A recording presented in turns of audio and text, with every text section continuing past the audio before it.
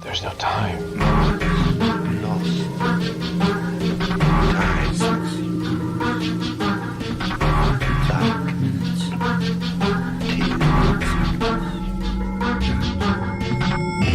The time is 13 o'clock.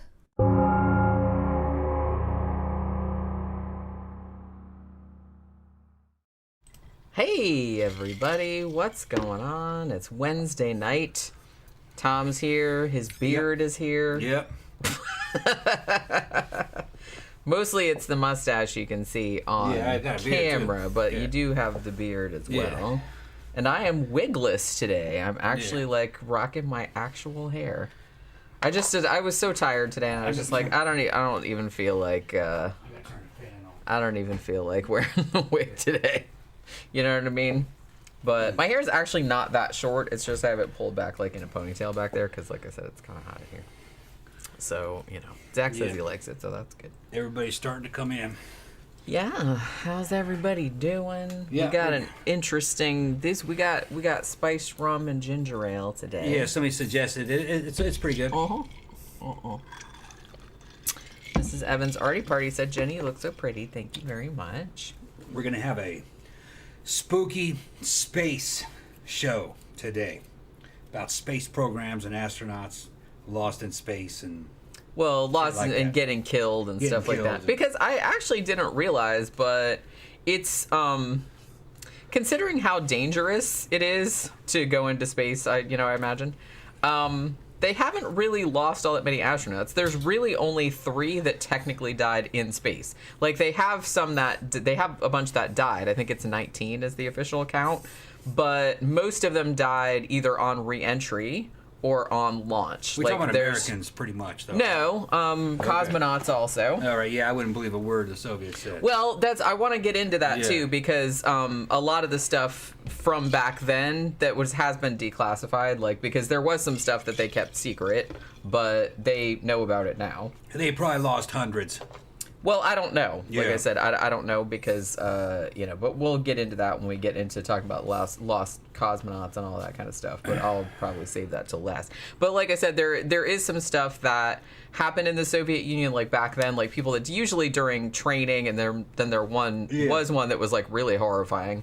Or actually there were a couple that were like really horrifying, but they kind of lied about it at the time. But then like later on, like now they know about it, but.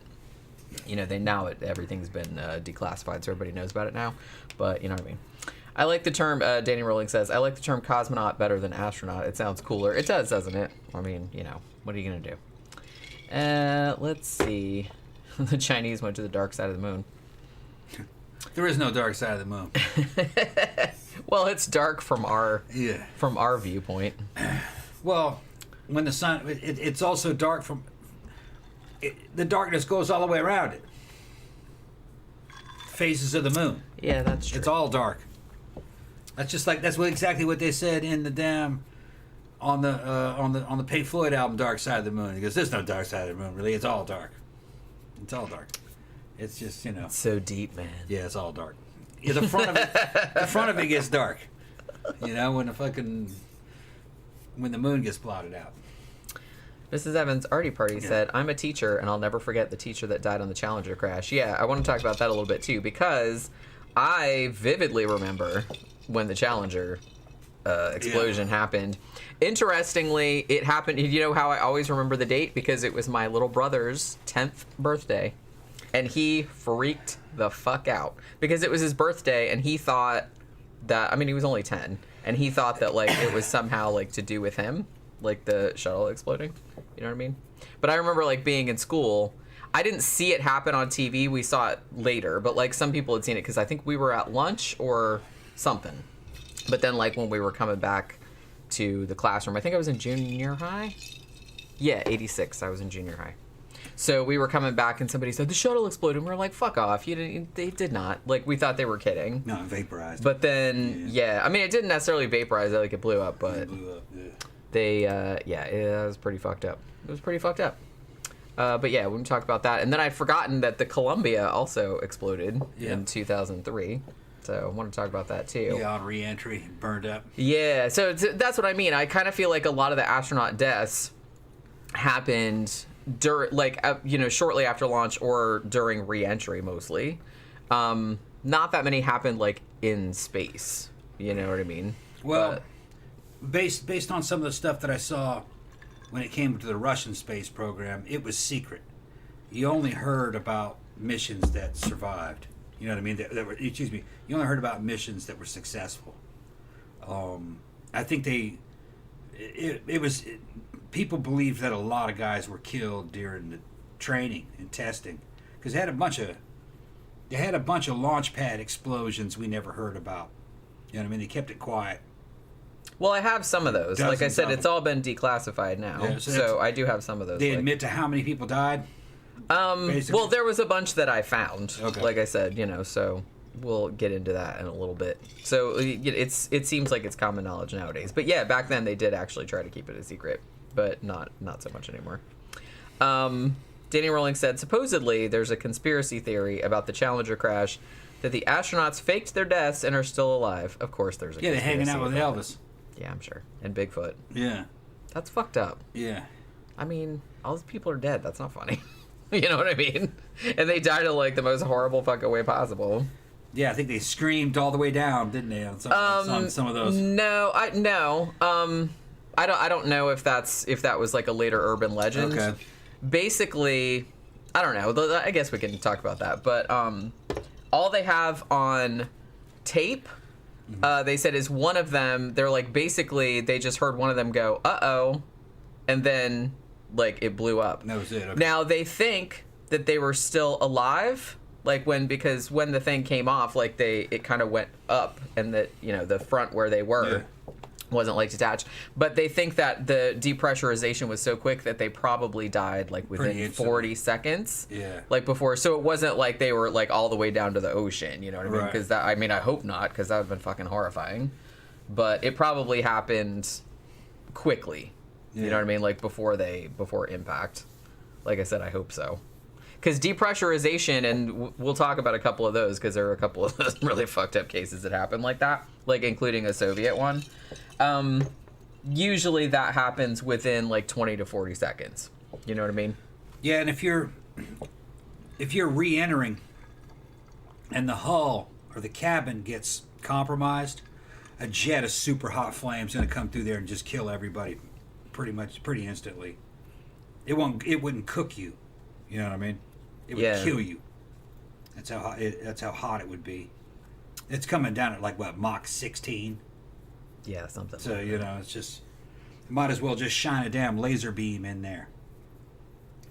Fuck you up.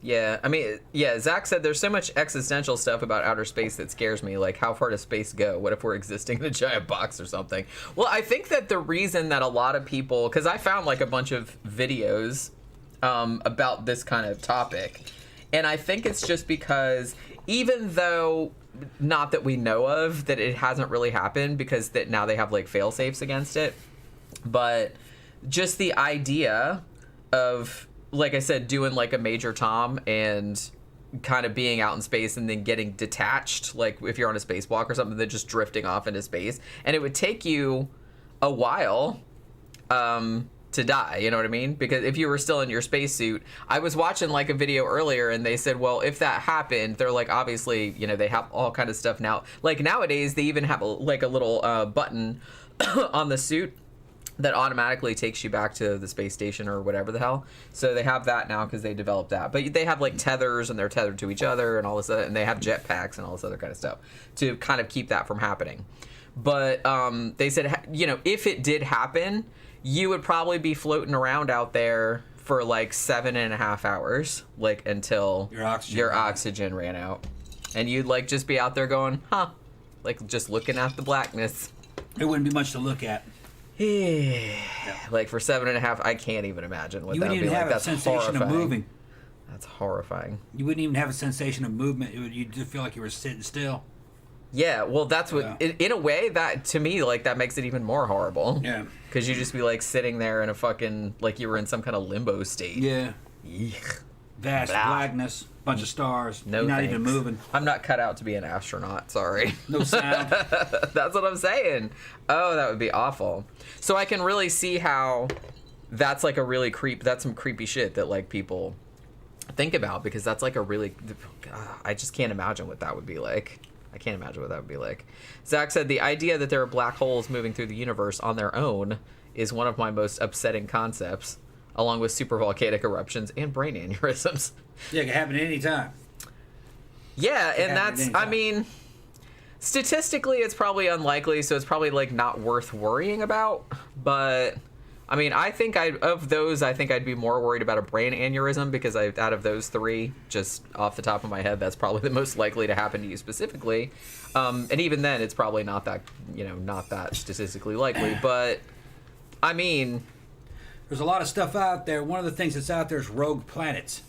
These are gas giants, the size of Jupiter or bigger, that were thrown out of solar systems during their formation. Well, they're just out there. And some of them have their own moons around them, kind of like little miniature solar systems. Well, we could be minding our own business, and I think something like that could go right through our damn solar system and pull the Earth off of its orbit, and we would just become a rogue planet. Whee! Yeah, we just go out into the blackness of space. Earth would just freeze up. Shit. Earth would just freeze up. Yep. I mean, I'm kind of like morbidly fascinated by that kind of stuff, but I mean, because I think, well, like I said, there's not much point worrying about it, because it's probably not going to happen, at least not in our lifetimes. I mean, it would be really unlikely. I'm not saying it can't. It can, but it's just like really, I got like millions of other things to worry about that like it's all on a spectrum. You know what I mean? If it was real likely, it would have happened already billions of years ago, because there's a lot of time in the past. That's so true. It hasn't happened in the past. So chances are it won't happen in our future, at least in our lifetime. That's the thing too, is that you have to think like in the grand scheme of things, like a human lifetime is very, very short. Yeah. So the likelihood of something that catastrophic like happening in any one person's lifetime is like probably like infinitesimally small. But like I said, I'm not saying that it can't. It's just like not really worth worrying about. There's a million other things you should probably be worrying about that are a lot more likely. You know? You'd see it coming. Once it got out to like Pluto and closer, it would start shining. The sun's light would hit it, and astronomers would pick it up. They're like, "What the fuck is that? That thing's bigger than Jupiter. Oh shit! It's coming right for us. It'll be here in 5 years." Yeah, imagine that. Yep, it's like, well, everybody party down for the next 5 years, because we're probably getting sucked into a black hole. Big old rogue planet's gonna go. To be honest, I kind of feel like, and I think most people probably feel the same way. I'm like, if some shit like that is gonna happen, I would just rather it happen without any warning, because you don't want to know that shit's coming. You know what I mean? That would be super depressing. I think they said there were some black holes that could just appear out of nowhere too. Well, yeah, I mean, that is theoretically possible, sure. Yeah. Camp Guy said we wouldn't even know if we got hit with a black hole or if the sun blows up. Yeah, we probably wouldn't. I mean, it would just be like so quick that. Well, it would have gravitational power, so it would start. It would start warping it would probably start warping the orbits of the planets as it was coming in. You detect it probably. Yeah. Yeah. Like I said, I think I'd rather like. I don't know how big it was. I mean, if some big like fucking earth-shattering shit was gonna happen like that, I would rather it just be like a weird fucking gamma burst or some shit like that just was like phew, and just like blew everything up and nobody knew what was happening. Like, yeah, I don't really want to know. It's like, hey, there's an asteroid that's gonna come hit the Earth like a year from now, like so, and we're probably all dead. So have fun with that. You know what I mean?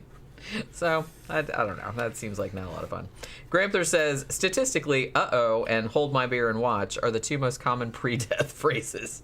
Yeah, I admit, like, I feel like a bad person.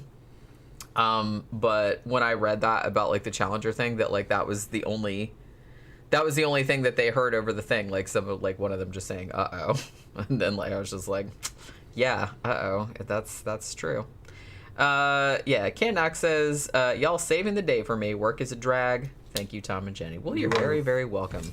We like being here, drinking our little spiced rum, talking about space and astronauts and shit like that. You know. Yeah. Grampler said, if the Earth were to go off orbit and become a lifeless ball of ice, we would simply join the billions of other lifeless rocks floating around in the cosmos. Yep, pretty much. You could probably go down into a mine shaft and take a lot of stuff with you and live for a while. Grow plants and stuff. Like out of Doctor Strangelove. Yeah, there you go. Yeah. Because you don't need atmospheric warmth. You go down deep enough, man. It's hot. It's hot. Grow some mushrooms down there. Yeah. Just the Earth's core itself can stay warm. Fourth row down says, as long as Bruce Willis is still alive when it comes, we'll be okay. That's right. That's right. He was that was Armageddon, right? I never saw it. It was all right. I never saw it. Yeah, it was just kind of like, that was the whole premise of Armageddon, right? It's been a long time since I've seen it. It was 90s, right? That was 98, I want to say. I don't know. Yeah, it was just like about, there's a big planet killing asteroid, and like they have to send Bruce Willis up there to like, well, not Bruce Willis, but like his character and a team, and they have to send it up there to like, didn't they have to like have a nuke to, put it off the course so it wouldn't hit the Earth or something? I don't know. It's been a long time. It's actually Bruce Willis that they sent, because Bruce Willis played himself in all those movies. Well, pretty much. Just played himself. So now that's like NASA has Bruce Willis like on the red phone right there, like in case we have some like planet killing asteroid. There's like, call Bruce Willis. He'll know what to do. Oh my god, that would be so fucking funny. Camp Guy said the space shuttle had a 1 in 100 failure prediction, so all those astronauts knew they were riding the bullet. Yeah, I kind of feel like to even want to be an astronaut in the first place, it's kind of like, I think that's why they recruited a lot of them from like people that were test pilots, because these were people that were pretty comfortable. I don't know if they were comfortable with the fact, but they were pretty cognizant of the fact that, yeah, I could die this time. And they were like okay with it. It seemed like. The whole space shuttle was dumb as shit anyway. The space shuttle didn't make any sense. It didn't carry much of a damn cargo. You're carrying the shuttle up and down and up and down. It's just a waste of time. They should have just taken the Saturn V booster rockets and then just built different tops for them. And it would have been the same. They eventually did do that. I kind of feel like the problem was that in the 70s, I think it was Nixon that approved the space shuttle program, and they were like, yeah, we can just use these shuttles that can go back and forth, and we can take everything up there. It's defense stuff or scientific stuff or whatever the fuck needs to go up there. And it seemed like it worked that like well for a little while, but I kind of feel like they were putting too much stress like on NASA. It's like we have to have this many flights like every year, and it's like they weren't really getting enough money to do that. You know what I mean? So it just kind of seemed like they had to kind of cut corners, and they didn't really have it. And it ended up with in disaster a couple of times. The shuttle weighed a lot. True. It was going up and down, and it didn't have much cargo in it. They didn't use Saturn rockets. That Saturn V rocket that they went to the moon with? Yeah. The bottom few stages were heavy lift stages. And you could have just put a different top on it. You know what I mean? And that would have been your space shuttle, basically. Yeah. You didn't need, you know what I mean? And it could have been purpose built. It was a heavy lift booster. And for some reason, they didn't want to stick with that heavy lift booster that they had. They would have had a lot more shit up in space for a lot cheaper if they just stayed with the heavy lift booster. Yeah, you could put people on it, but just bring them down in capsules. You don't need that big, huge... That big plane. Bus. Yeah. You don't need that. Space bus. No. Yeah. No, you have some kind of working module that stays up there in orbit, and it becomes part of a space station, and if you want to bring the crew down, they come down in a little re-entry... Little like disposable re-entry module, like they always did. They came down in a little capsule with like a cast iron bottom. They were trying to be like fucking fancy. They were trying to be too fancy. I guess. Yeah. And like I said, it seemed like they were trying to be too. I don't know whose idea it was, but they were trying to be too fancy. And then they were like, well, we want you to do this, that, and the other thing, but we're not going to give you enough money to do that like effectively. So you're gonna, like I said, you're gonna have to cut corners, and it's like it was a fake space plane. They wanted it to appear as a space plane. But that's not a space plane. A space plane takes off on an airstrip, flies up into the air, and then goes into orbit, and then goes into space, and then lands. A single stage, That's a space plane.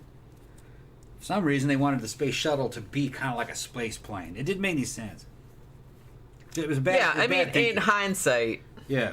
I mean, they did do a lot of successful missions. I'm not saying that, but I mean, they did go back and forth a lot. Expensive and inefficient. But it was very expensive and inefficient. Yeah. Well, and the thing, I don't know if you guys know, but like I grew up in Florida. Like, I grew up in Daytona Beach. So starting in the 80s, like late or like the early 80s, pretty much every time there was a space shuttle launch, like my parents would drive us down to Cape Canaveral, which was only about 50 miles from where I grew up, and we would go and go to the launch pad and watch it. So I saw a lot of them. I wasn't, like I said, I wasn't there at the Challenger one because I was at school and like I saw it on TV. But I saw Columbia go up in 1981, I think, when I was 9 years old, like from the launch pad. Like we drove down there and saw it. Dave is here. Hey, what's up? Hey, yo, you two. Been busy. Hey. Okay. How are you doing? Yeah, it's Wednesday night, so I guess. Do you go to Mannequins tonight? Wednesday's not karaoke, is it? Or is it? I can't remember what night karaoke is or if they're still doing that. Zach said, wasn't there some news a few years ago about Tom Cruise getting ready to shoot a movie on Mars? Oh, God, imagine the Scientologists colonizing a planet. Well, as long as they get the fuck off this one, then that would be fine with me. Tom Cruise. Go colonize Mars. Just get out of our faces. Yeah. Tom's got to deliver, man. Fucking, he's like, I can fly an airplane. I'm going to Mars. I won't be happy unless I have Tom Cruise and he has a jetpack and he just takes everybody up there like individually, like one by one. Like to Mars? On a jetpack? Yeah. Okay. Hey, he's a badass. He has magic OT powers. Come on. He could do it. You just sleep. You're going to sleep the whole way. Yeah. 9 months. I'm going to go to Mars, like riding on Tom Cruise's back on the back of the jetpack. You got to send me to Mars, man. I could sleep that whole time, man. 9 months, no problem. Fucking just give me a blanket. I fucking sleep. I believe you could sleep for 9 months straight. Hell yeah. I'd wake up, to eat, go to the bathroom, go back to sleep. Well, I hope so. Yeah. Otherwise, you'd starve to death or you'd suffocate under your waist. Yeah. Man, I should have pulled out pictures of my granddad for this. Well, why didn't you? I know, I've been thinking about it. I wasn't thinking about it.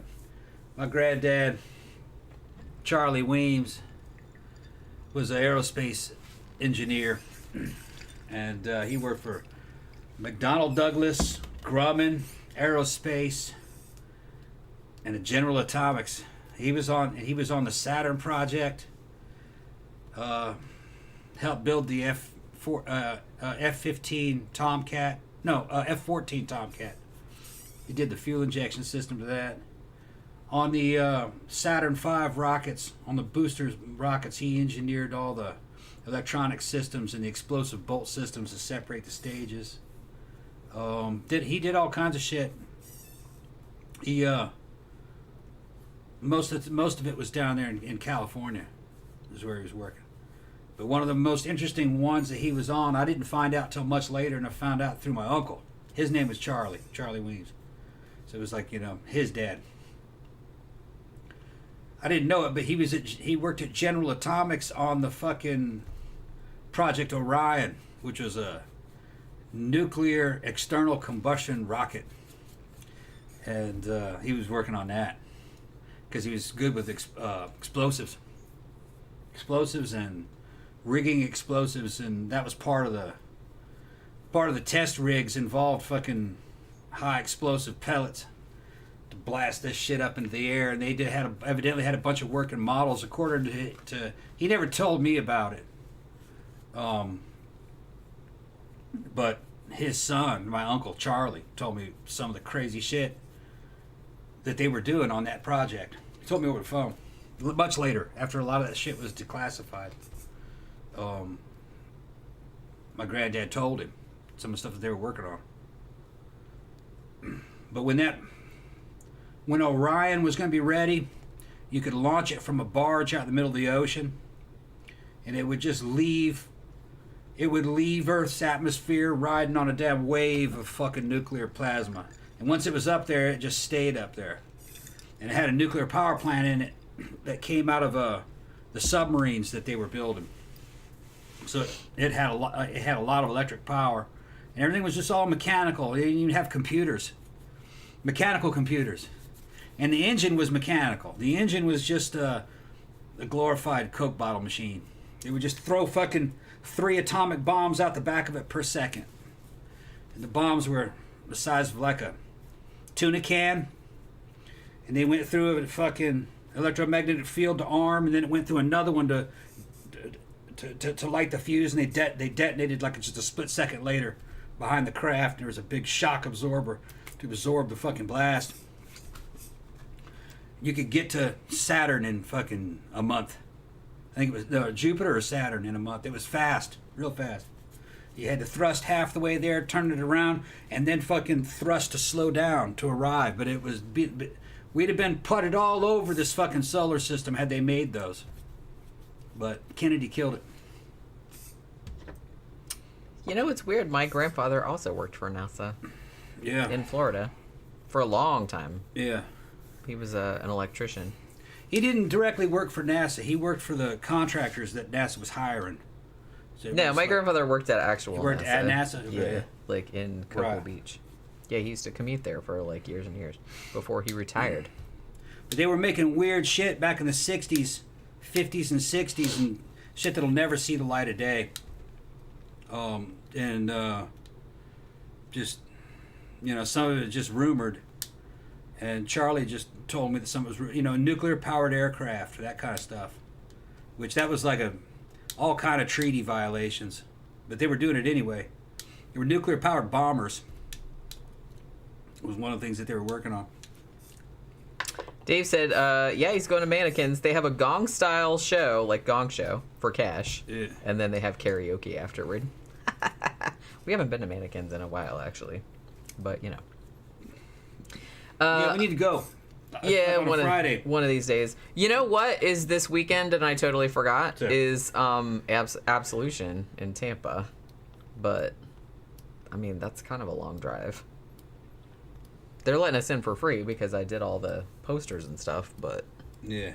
Mark's saying when there are rumors about a cult with the early aerospace, what you're talking about is L. Ron Hubbard, fucking Anton LaVey, and then that other crazy rocket scientist that was... They were all friends. Who, Jack Parsons? Jack Parsons. He was always blowing himself up. I think he eventually blew himself up till he died, didn't he? Did we do? Jack We did a show about Jack Yeah. Parsons, did we not? I thought we did. Yeah, and they were into wife swapping, and they were trying to bring in... Yeah, they're a bunch of weirdos. Yeah, they're hoes.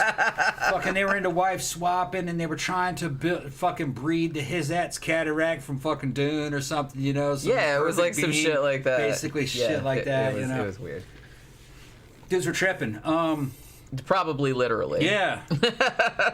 Yeah, there's a lot of stuff that people don't realize. There's a science and drug connection. Mm-hmm. A lot of the scientists, nuclear physicists and engineers were getting involved with LSD to see if they could come up with new ideas and new inventions, and it was working. It worked. Like I said, that's not crazy to Yeah, think it that. worked. It's, yeah. And it was the CIA that asked them to do it. So it's not like they pulled that out of their ass. The CIA was big into drug research, and they were into mind expansion. So they were trying to figure out the proper dosage that you could give to a scientist to give him more inspiration. Nowadays, it still exists, like in big tech and some of these industries. Yeah, they call do it microdosing. microdosing, yeah. They try tiny doses of... That doesn't like fuck you up, but it's Right. supposed to kind of like Supposed to stimulate free up your fucking imagination. Yeah. The freedom of thought and stuff. I don't know if it works. I think it's better just to get blasted and have get totally blasted, have religious experiences and visions and hallucinations, and have something dawn on you. And that's how all the Beatles music was generated, basically, just tripping balls. All the good Beatles music, you know. Yeah. Same thing with Cure. Good Cure music is fucking heavily LSD inspired. Although, I will say that, you know, yeah, that's good, but I do kind of feel like some of the LSD stuff was, I didn't love it. You know what I mean? Like, with some bands, I mean. Oh, okay. That yeah. were all, like, really well, no, some people, if you're not any good, then you're not good. Then that's not gonna help you. LSD. No. You kind of have to have talent Yeah, to you had start to, with. right. Right. And the Beatles were already good. Right. So Give that's us just a- like, you right. know, kind of amplified. Yeah. If you suck, I mean, it's not really gonna. You're It's just not gonna, really yeah, you're gonna end up being the Grateful Dead. That's who I was thinking suck. of, actually. They sucked. No, I mean, no hate on people that like the Grateful Dead. I know a lot of people do, but I'm the just Grateful kind of Dead like. sucked. I kind of feel like, well, you kind of have to be high to be into the Grateful Dead to start with, and it's just kind of like, I don't know, I just can't get into it. It just seems like a little... That's drum circle fucking bullshit. That's what I mean. They just seem like a little too self-satisfied for my taste. That's all. Like, I'm not hating if you like them, but I'm just really not into it. Danny Rowling said that 2009 film Moon was a decent astronaut film starring Sam Rockwell. I love that movie. And you know what? I don't think that we have reviewed that. That's another one that we probably should, because I love that fucking movie. You've seen it, right? You saw Moon? Yeah, it's great. Yeah, that's a great fucking movie. But you see, I'm still pissed over Project Orion. Had they made those, and I think they had an order for about 8 of them, they'd still be up there today, and they'd be totally modern.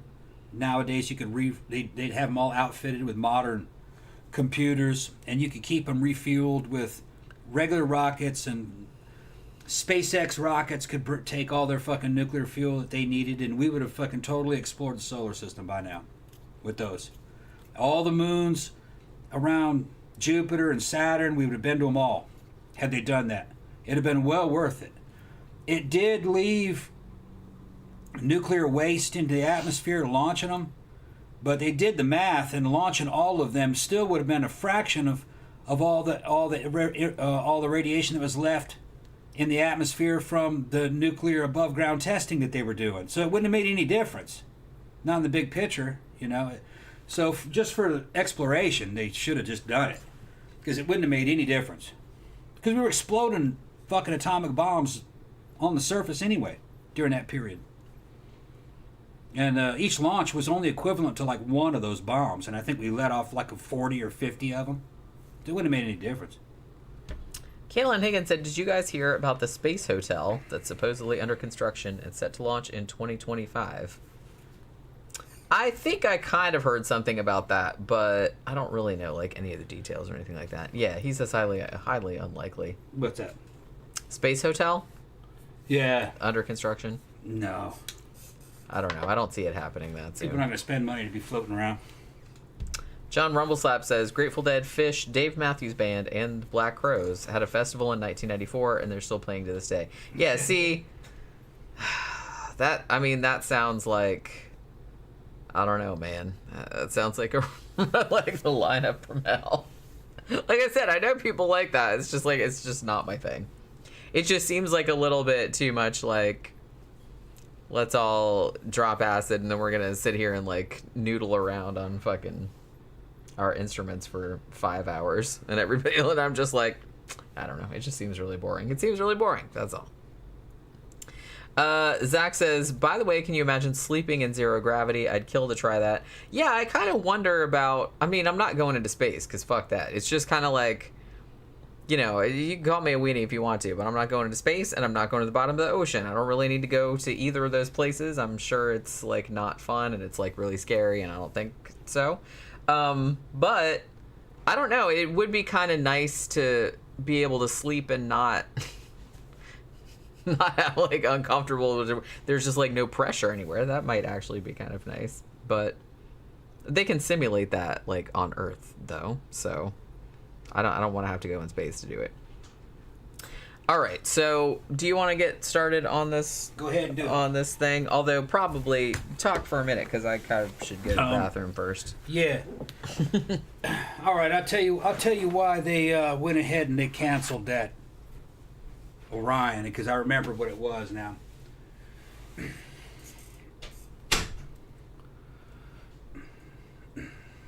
General Atomics had the damn models laid out of all the different versions that they were going to make, and the John F. Kennedy came down and looked at all the models, and he was looking at the specs. He just thought the shit was cool. He went to the last one, and it was basically like a battleship. It had like a turret on the side of it, like something off a fucking like off of old fucking World War II battleship, and it had cannons that could shoot out atomic bombs back towards the Earth. And it was basically a fucking Death Star. It was like a nuclear orbital battle station. And JFK's like, well, fuck is this? You know, and they're like, yeah, it's a nuclear attack battle station. And he goes, well, who's this for? And he goes, and it was like, well, the Air Force has already ordered 4 of them. And he's like, oh, hell no. Because JFK was like, fucking the Soviets see that shit, they were going to shit. They might launch or they're going to build their own. And there's going to be a big fucking nuclear space race. So he just killed the whole fucking program. I don't think he should have done it. Even Carl Sagan said that was some stupid shit, that they never should have stopped that program. They just should have made it illegal to weaponize them. You know, made like a treaty not to weaponize those spacecraft. Maybe sold a couple to Russia so they'd be happy. You know, something like that. So they could have their own. Danny Rowling said the film Elysium is a sick film about the poor living on a wasteland of Earth while the rich and famous live in a man-made space station like the infamous Flintstones Jetsons cartoon conspiracy. Yeah, we saw that movie, didn't we? Elysium. I thought we saw it. I'm pretty sure we saw that. John Rumbleslab says space is the bottom of the ocean. It's a loop. Yeah, that's kind of how I feel about it. Well, they do, like astronaut training, they train them like underwater because it's like similar. You know what I mean? They have like a I think that the lab where they train the astronauts like to do spacewalks and shit like that, it's like in this big huge pool, and they built like a replica of the space station or whatever it is that they have to do on that mission, and they like build it underwater, and then you have to do it like in all your gear and all that kind of shit because it's kind of similar. You know what I mean? Has anyone seen Apollo 18?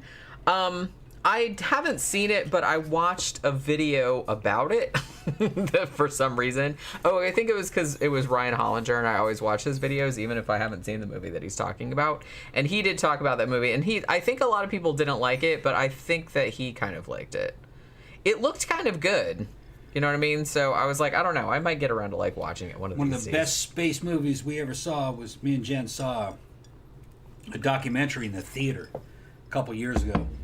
It was called Apollo 11, wasn't it? I think it was, yeah.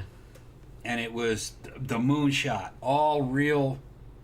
All the footage. I didn't even realize that they had like that much footage of the shit. All the footage, all the audio. There wasn't anything really fake about it. And they just, I felt like I went to the fucking moon watching that. It did really feel like that. Yeah. We saw it in the theater, and it was just, I was like, oh my God, that was like one of the best documentaries I ever saw. It was exciting as hell.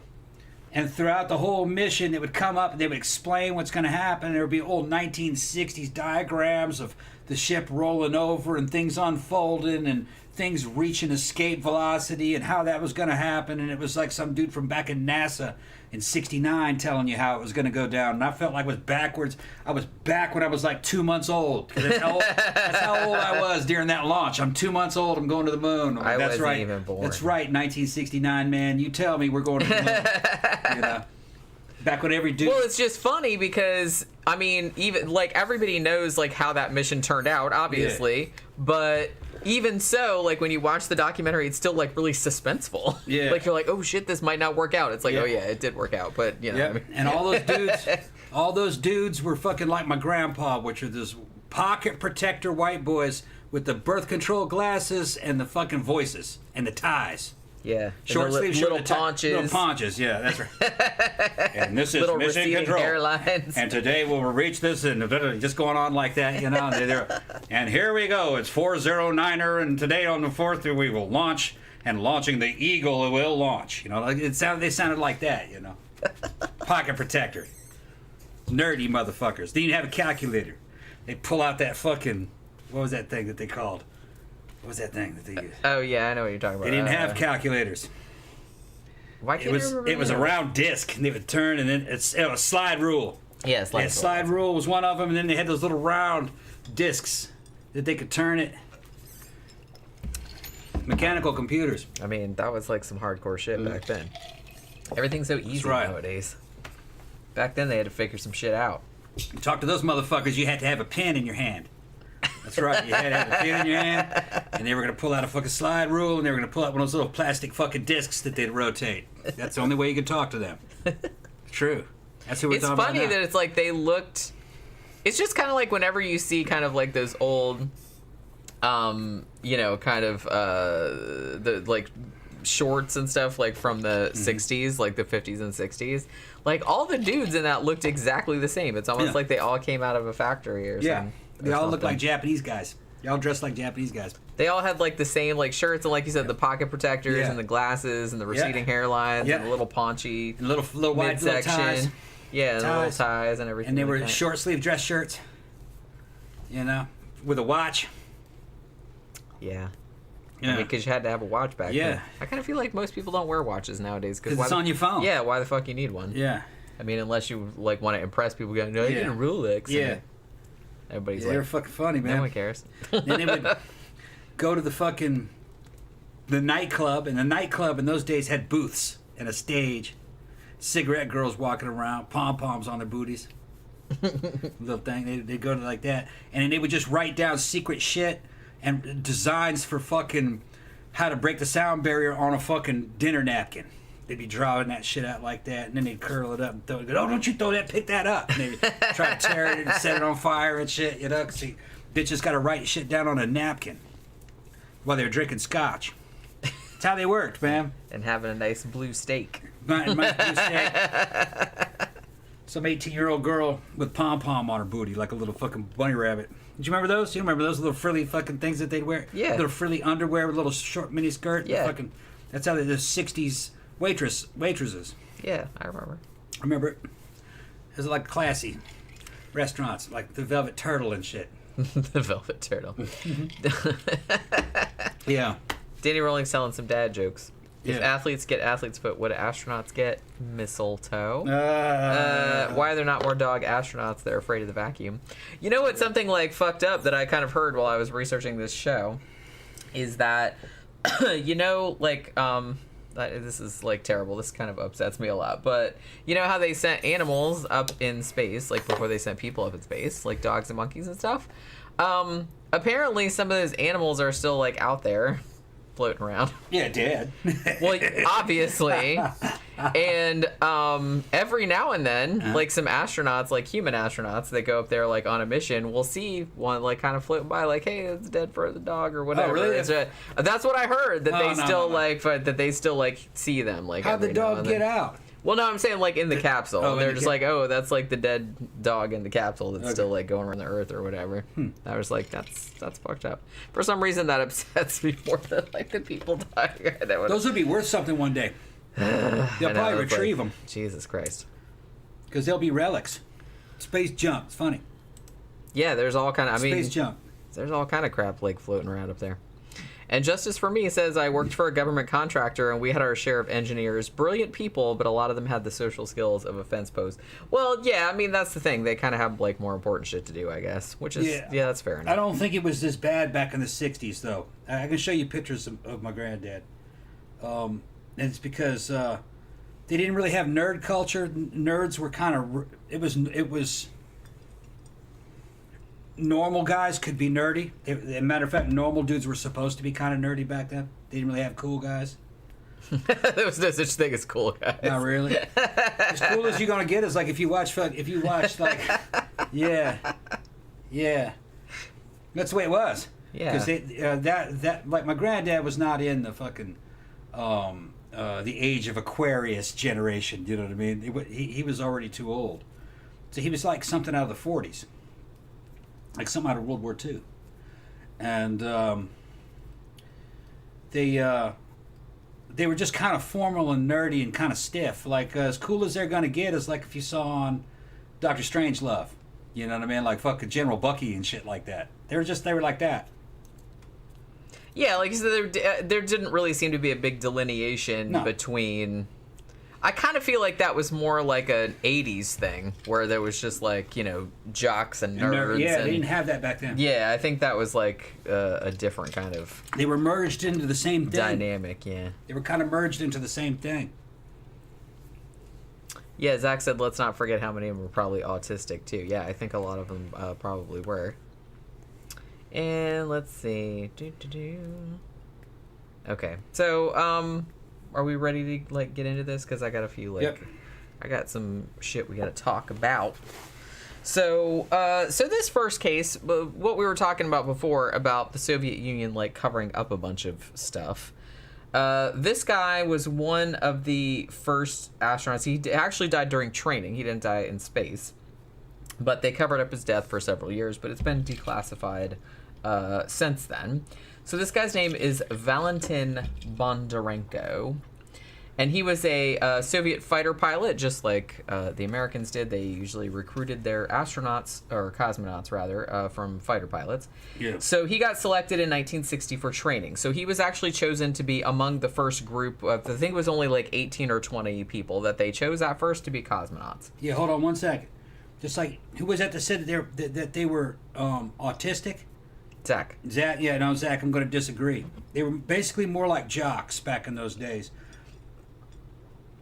Listen to how the Soviets recruited their guys. It was pretty much the same for the United States. They were recruited from fighter pilots and soldiers, and their scientists were kind of like that too, in the weapons divisions. Like, with my granddad and everything to be a contractor, McDonnell Douglas, fucking any of that other shit, you had to be married. If you weren't married, you couldn't work for them. Which I don't think that would fly today. Well, no, because that's kind of against the law. Like, they can't really discriminate against people that are married or not. Back in those days, they could. And they're not even really allowed to ask you that in a job interview, actually. And the thinking back then is that you couldn't be gay. Because if you were gay, the Soviets could get blackmail material on you, and you would talk. So being married meant that you weren't gay, therefore you were not subject to blackmail. So there was all kinds of security concerns. They wanted motherfuckers that were all American, apple pie, Chevrolet, jocks. They were more like jocks than they were anything else. Jocks that with slide rulers. Well, like I said, they wanted people that didn't really have like skeletons in their closet, I guess, that were just kind of like. And one of the reasons why my granddad got selected for all that stuff is because he came from a religious university, and they preferred religious people because they could trust them. They didn't really want anybody from universities that were left wing because they were afraid of communist insurgents, or sympathizers. So they went for Christians or Jews, and religious Jews. They wanted Orthodox Jews, and Mormons. They loved Mormons because Mormons were evidently patriotic and real trustworthy. They used Mormons in security a lot. Not so much science, but security. All the bodyguards and private security agencies that fucking kept people away from shit tended to be Mormons. And they could do that back then because it was national security. So she can go back to the Soviets were doing a similar thing. This is space race shit and Cold War stuff. It was serious. Very serious. Okay, so Bondarenko was actually the youngest member of the people that they selected for the cosmonaut team. So he starts training in late May of 1960 they were planning to launch this Vostok spacecraft, which was going to have a crew on it, obviously. So what they were doing in preparation for that, manned spacecraft mission was they were doing a 15-day endurance experiment in like a low-pressure altitude chamber. And this was in March of 1961. And where they had this, I love the name of this place, the Institute of Biomedical Problems. That was in Moscow. So that was where they were doing the stuff. So basically they were like, they're putting you in a low-pressure environment. Like I said, they want to see how people are going to like react to it, how it's going to be like up in space.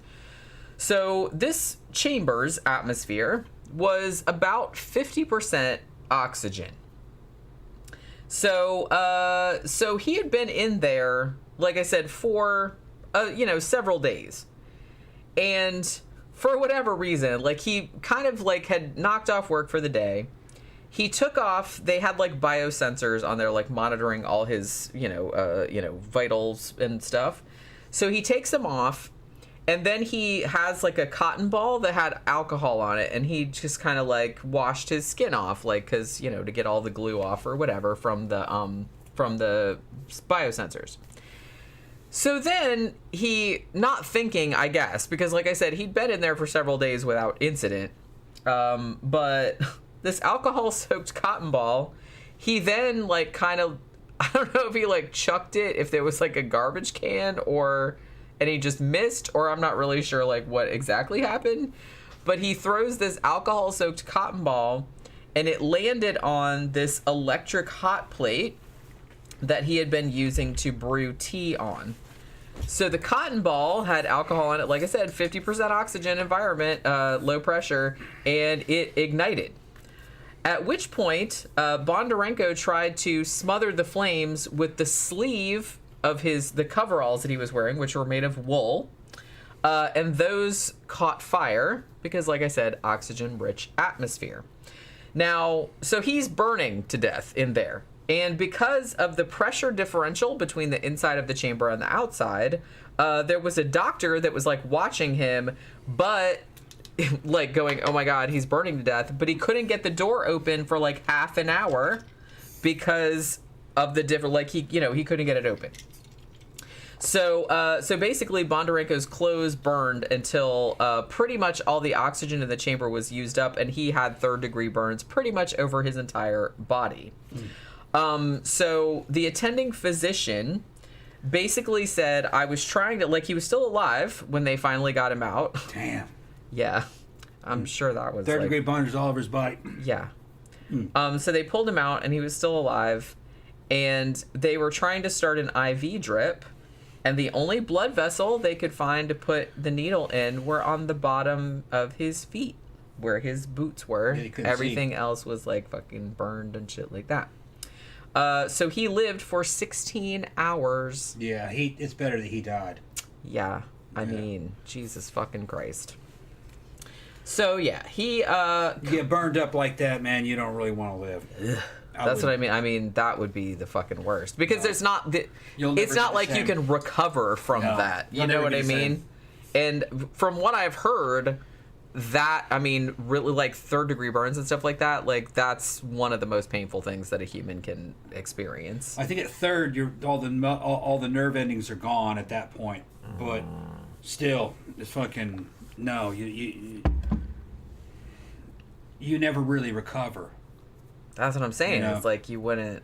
You're just no. You look too bad. You never really get your normal life back. No. But I can't imagine. It's like, honestly, if that was gonna happen, I would rather just like die immediately. Just like laying there like for 16 hours. Yeah. I don't know. I mean, I'm sure he was in shock. I don't know if he was like in pain. I'm sure he probably was. I'm sure they hit him up with a bunch of morphine. I hope so. Jesus Christ. Because that's like fucking horrifying. So in June of 1961, they gave him posthumously, obviously, the Order of the Red Star. But as they did back in the day, during the Cold War, they did not publish any details about the accident and about the death of him. Now, interestingly, and this is something that kind of fueled a lot of conspiracy theories that came like later on, because they did do like this kind of shit, so it's not crazy to think that they might do it like in other situations. Because Bondarenko had already appeared in like group films and photos of the first group of cosmonauts, like I said, because he was among like the first 18-20 people that were training as cosmonauts. When he died, they didn't want to say what happened to him.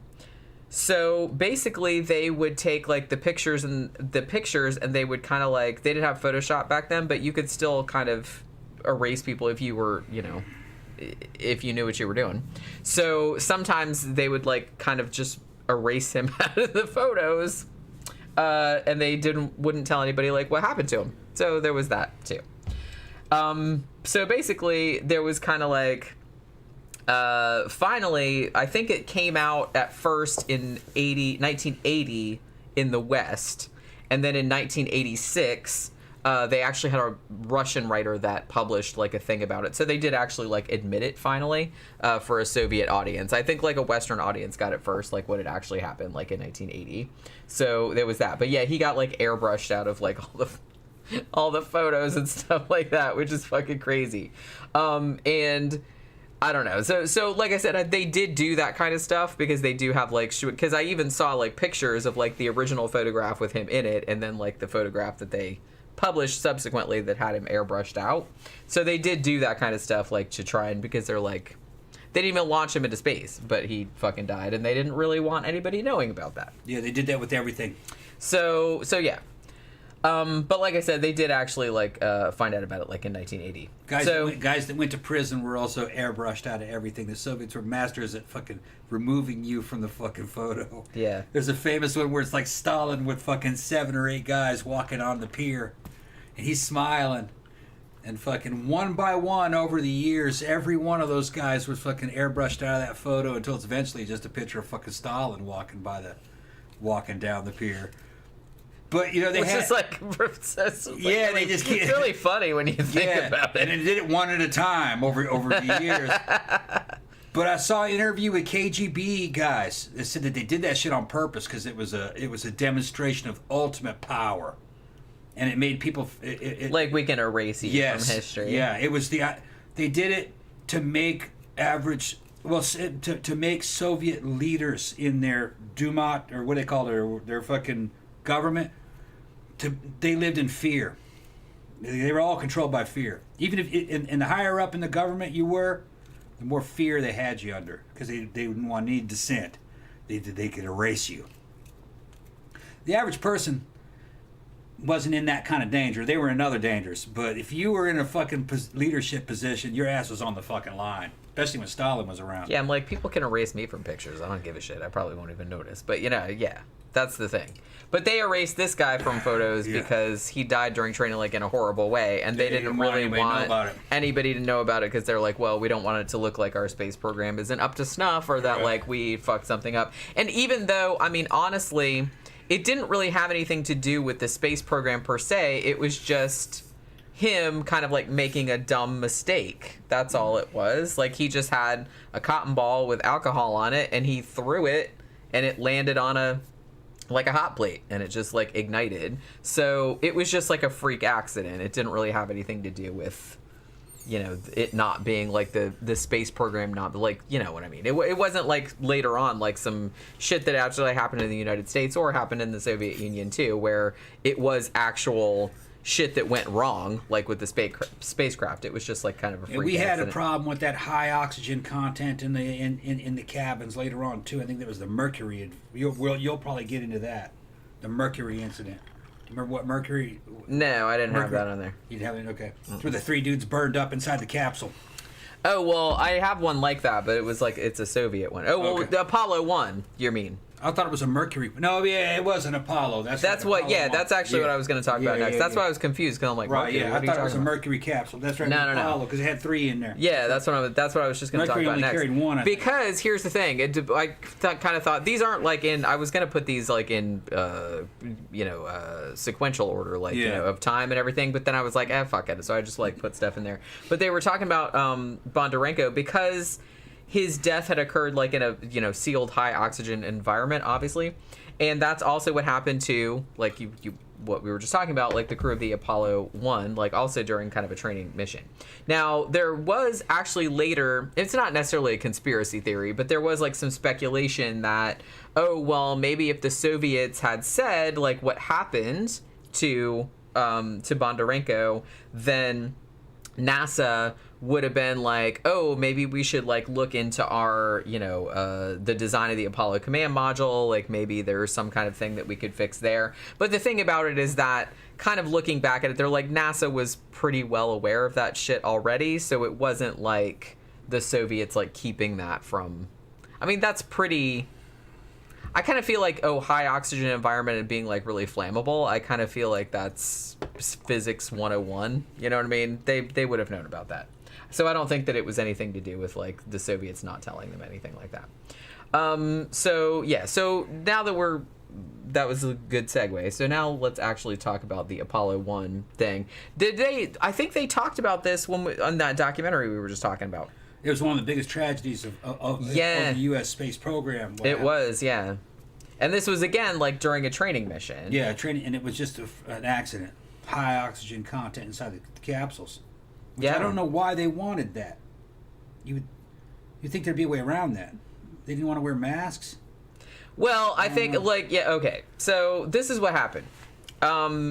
So it happened January 27th, 1967.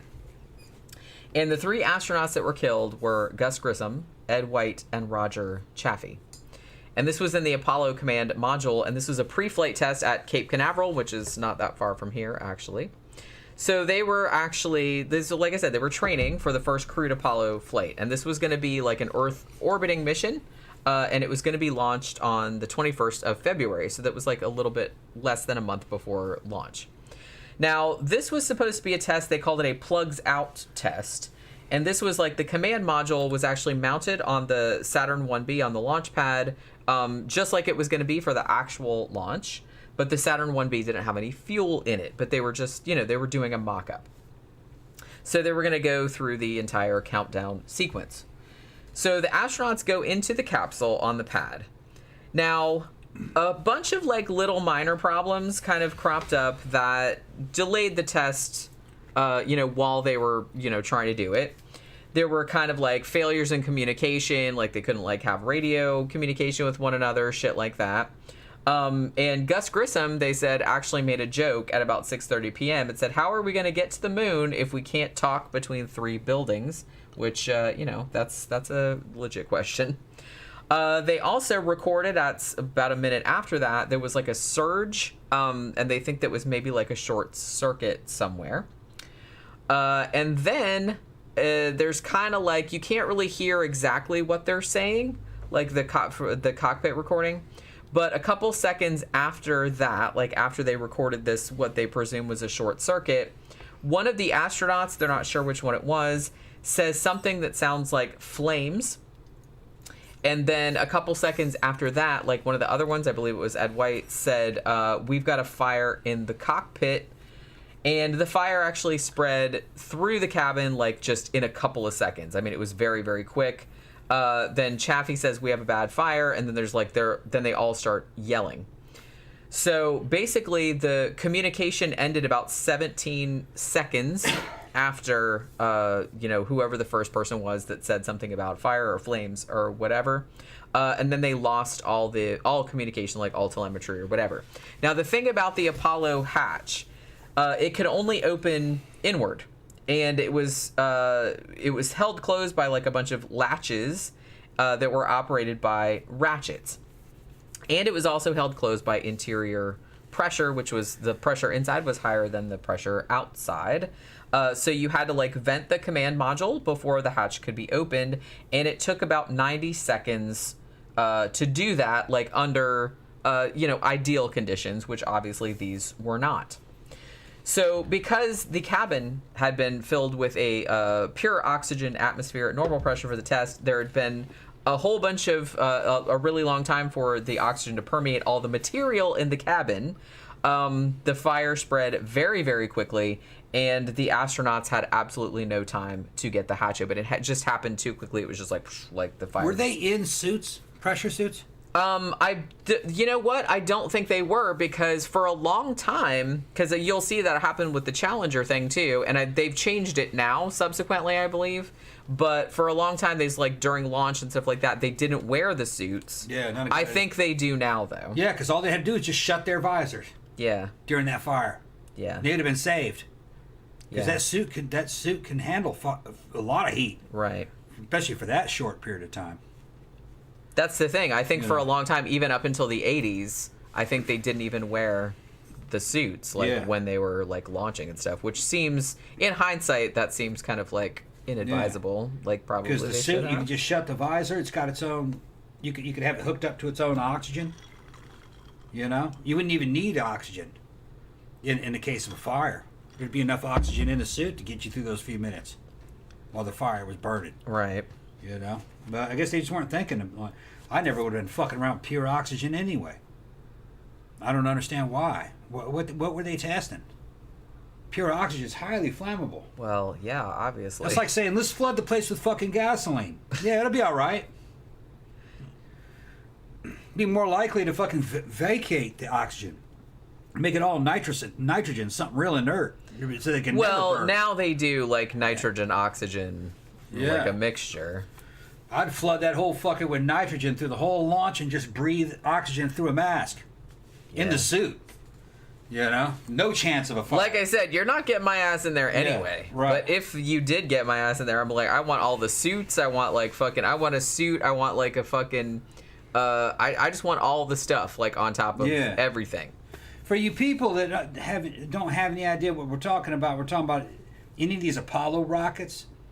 When you see real footage of what it's like to go into the fucking command module of an Apollo rocket and what that's actually like, it's like being at a ride at Disneyland on top of a fucking rickety skyscraper blowing in the wind and stepping across this thing and getting into this damn flimsy aluminum cigar that's blowing in the wind like a fucking spike, and it's filled with fucking rocket fuel. It's a bomb. You're riding on a bomb, basically. Just like in Doctor Strangelove. It's just a slow... Yeah, it's just... The explosion is a controlled explosion, but fucking... If you see that... The bottom of that Saturn rocket going off, it's like an earthquake. It's a fucking bomb. A controlled explosion. And you're in it. I hell wouldn't want any goddamn oxygen in the cabin. Give me an oxygen mask. I'm inside the suit inside the cabin. You know? Flood the cabin with nitrogen. That way, because you see, you can pull, the command module had an emergency kind of an eject system. It had a spire that came out of the top of it with 3 or 4 fucking rocket nozzles vectored off like that. So if anything bad happened, if the rocket started to explode, they could hit basically an eject button, and the rockets would pull the fucking command module off the top of the Saturn rocket, and it would fly off in another direction, and it had parachutes. You know. Yeah. Would that have actually worked? Well, probably better than sitting there and burning to death. Better than sitting there burning or having that thing blowing up. I mean, at least you'd have a chance. Yeah. Better than what they had here. Yeah, and they probably had some backup systems, like some circuits down inside the other stages, so if it detected an explosion, it probably would electronically, automatically hit the eject for you. It's probably how that worked, because they had the technology for that kind of stuff back then. I wouldn't trust the pilots to do it. Astronaut wouldn't have the reflex. Well, that's why, like I said, I kind of feel like nowadays they a lot of shit is controlled from the ground. Yeah. You know, and a lot of stuff is automatic. Computer. You know, and computer like nowadays. But like I said, it took them a long time. I mean, considering some of the crazy shit that they did when they were trying to figure out how to get this shit to work, I'm amazed that they didn't lose more people. You know, it's horrible, like the ones that they did lose, and it like in horrible ways. But I'm actually surprised more people didn't die. Ford drove down, said, "Yeah, I'd just stand on the ground and watch somebody else do it." Yeah, that's right, man. That's exactly That's what I mean. You wouldn't get my ass in there. It's like, I'm sorry, I'm not going to space. I'm just not. And those early astronauts, man, they were like fucking gladiators. Before they put those fighter pilots in there, one of the original ideas was to put prisoners in there. That's how dangerous it was. Well, that's what I'm saying. Yeah. In a way, it's just kind of like, at least nobody would feel bad then, probably. Yeah, it would still. I mean, put some serial killers in there or some shit like that. Put some BTK. Yeah. Let's send BTK into space. Those astronauts had to go through hell during that training. They'd sit there and spin them on a centrifuge and give them. They'd have to keep their bearings. They'd spin them on 4 different axes, and they had to use controls to see if they could stop the spin and work. You know what I mean? And work. Because those capsules could be fucking in space tumbling like crazy. You know, in 0G. Well, that's the whole thing. No They're computers. trying to train them for every contingency, and they want people that aren't gonna like freak out if like shit starts going sideways. Yeah. They need somebody that's like gonna keep their cool, and most people can't. Yeah. I mean, that's why it's so difficult to become an astronaut. Even nowadays, when shit's like a lot easier and more automated. But back then, they were just kind of like a lot of people like didn't make it. No, just by. They'd take a dude and they'd put him in a centrifuge for an hour and just spin him in random directions. If you got sick, you couldn't be an astronaut. Yeah. They said some dudes were so fucking inured to it that they could sleep in it. That may be fucking crazy, huh? You gotta just totally ignore your equilibrium. I can't imagine. I've been seasick before. I couldn't imagine just being spun and spun in 3 different accesses, you know. Shit, I get dizzy just walking down the hall to the bathroom, so I can't even imagine like being in for an fucking hour. space. Spinning you for an hour in a fucking fireball. Dude's in there fucking sleeping. Maybe, well, the thing about it is that maybe if you're sleeping, maybe that's better because you're like not concentrating, you're not thinking about it. But that's the thing, there is kind of like a physical component too, because it's like it's fucking up all your inner ear like shit and everything like that. So I imagine that has to be like a very, very rare individual that can override that. Because that evolved for a reason, you know. I've gotten fucking terribly seasick before. You know, out there in rough waters on the fucking Gulf of Mexico. Yeah. You can handle it for 2 hours, but hour 3, all of a sudden, you're just fucking throwing up. You know. And then it goes away eventually. Now, you know, after like 4 hours into it, then all of a sudden you're now immune to it. Well, yeah, you get used to it after a while. You know, like humans are very adaptable. Yeah. But I've never been on a boat long enough to I've never gotten seasick. I haven't been on a lot of boats in my life, but I don't think I've ever gotten seasick. But man, I mean, the thing about it though is that up and down. Well, yeah, but it's like it's weird because I can go on like roller coasters and shit like that. I don't get motion sickness or anything like that. It takes time. But sometimes, like if I'm watching a movie, like if it's in 3D and there's like a lot of shit where people are like flying around or on top of a building or something like that, I will get kind of like nauseous. I don't throw up or anything like that, but it does make me like kind of dizzy.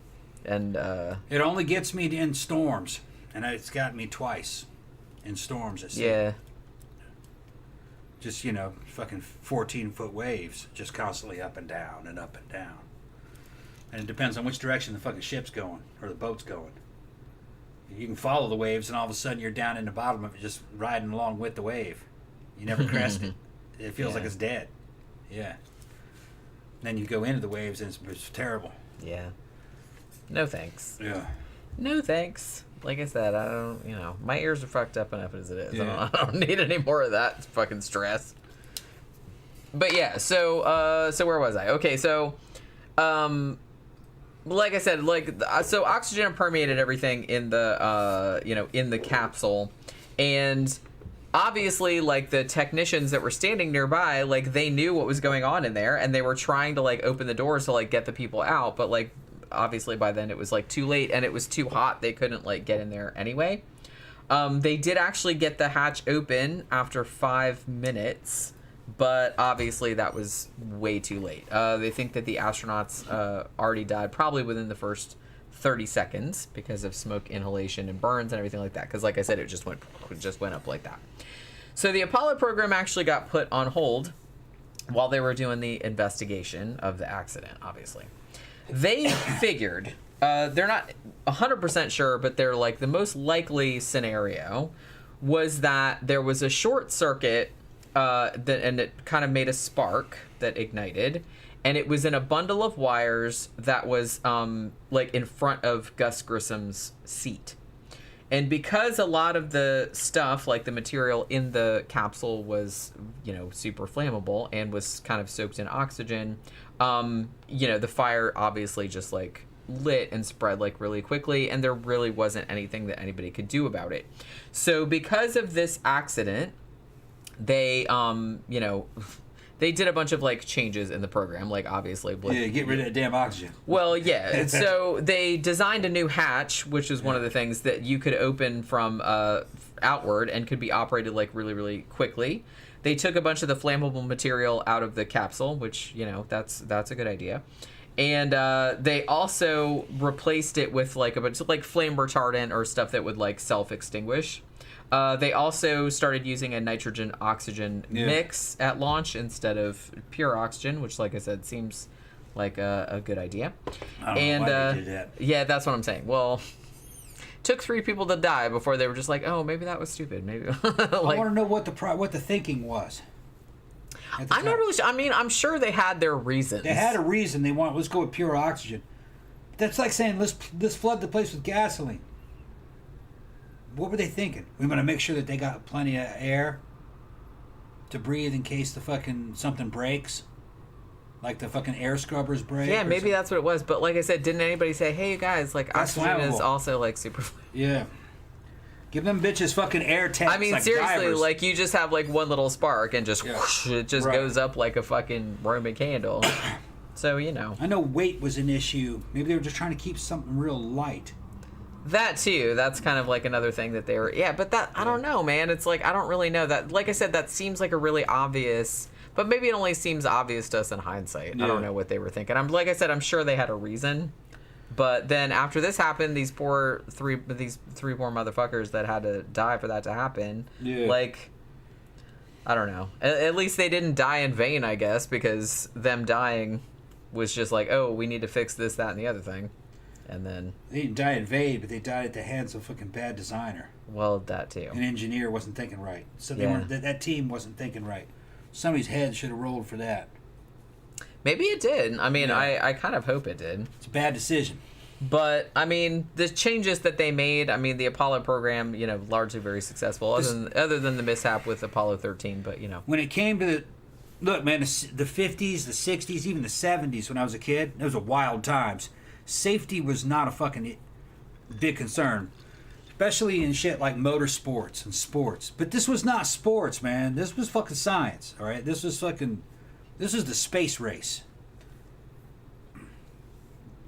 They were supposed to be safety conscious. You know, they were professional. I don't understand the oversight. These are smart guys. I don't know what they were thinking. There was some reason, but their thinking wasn't right. Probably had something to do with keeping weight down for some kind of a fucking oxygen delivery system in the capsule for some reason. It was something like that. There was some kind of reason. Hugo said, astronauts that can keep their cool like Neil Armstrong when he landed the lunar module, they almost crashed. Yeah, I mean, some of those astronauts are like supernaturally calm. Well, they were selected for that. That's what I mean. That's why it's so difficult, like, to become, because they really need, like, the cream of the crop that really are not gonna, like, seriously, you really have to, like, keep your shit together even when the worst shit is happening. You guys are pointing out good shit, and Jenny's fucking expounding on some good shit. This is why I get so upset with the state of the fucking U.S. Army and their combat. You can't just get random motherfuckers and put them in a damn combat unit. You can, but they fail. And you're killing them when you do that. Elite units have to be handpicked. They're handpicked monkeys. There's only some guys that are good at that. Well, people are good at different things. Right, yeah. And it's like, it's better if you pick people that are really... Yeah. I mean, it's, you know, it's much less likely that they'll die if they can, like, keep their shit together. Like, and being an astronaut, less so nowadays than it was back then. Yeah. But back then, it was very, very dangerous because it was very new. It's still dangerous nowadays. Yeah. I'm not saying it's not dangerous, but it was a lot more dangerous. When I was back in then. service being fucking SF or SFD or Delta or anything like that, even Army Rangers, those guys were like pro ball players. I tried. I couldn't get into the Rangers, but neither could any of my friends. You know, it was not. There's no disgrace to get fucking zapped during fucking pre-rip. You know what I mean? It's just the way it was. Because we were all good, but they only took. And to get in special forces, man, you had to be fucking special. Now anybody can do it. It's a waste. Very dangerous. Fourth Row Down said, were the astronauts breathing this stuff? I thought pure oxygen made people high. That's another thing, too. I kind of feel like... Yeah, were they? I think they were. I think they were breathing it. That seems like not the best idea. Well, they probably either. weren't breathing very deeply. It might have been part of their... Like, just breathe really shallow, you guys. Well, it might have been part of their oxygen delivery system. Yeah. To have a very, very oxygen-rich cabin. And just breathe very low. Because, you know, they did in hospitals. Give you a fucking whole bunch of that's oxygen. true. That's true. There was some thinking behind it. Yeah, like I said, they weren't dumb. It's they, you know, I'm sure they had some kind of reason, but Yeah. I mean, obviously that didn't work out the way they Might have been some kind intended. of oxygen scrubber that was fucking scrubbing the fucking cabin oxygen over and over again, and it was just their air supply. It was being recycled somehow. It might have been something like that. So it's best to start it off with real pure oxygen, because 8 hours later it wasn't as good. You know what I mean? That kind of thing. Or you might be able to last 5 days on the damn same oxygen. Because they're all in a capsule. I They're mean, in you a have to capsule, think it's right. like it's oxygen. There's all kind of like fart air. There's all kind of like stuff going on in there. No. It's gross. They didn't have fart air in there. I'm just joking. Fart air. The diets are just like in the Army. Everything's fucking highly selected for fucking not having farts and not having to go to the bathroom very often. Yeah, see, they thought of everything. And not for needing even... you don't even need toilet paper. Just comes out in like a fucking greasy brick. Gross. Yeah. Yeah. Yeah. They know exactly what they're doing. They got Well, it all like I figured said, out. they have all... And they have, out. like, specialists, and their Right. whole specialty is, you know... Picking the diet. Pooping in a spacesuit. Yeah. Like, you know... MREs are astronaut food. That's where that technology came from. It was ready to go.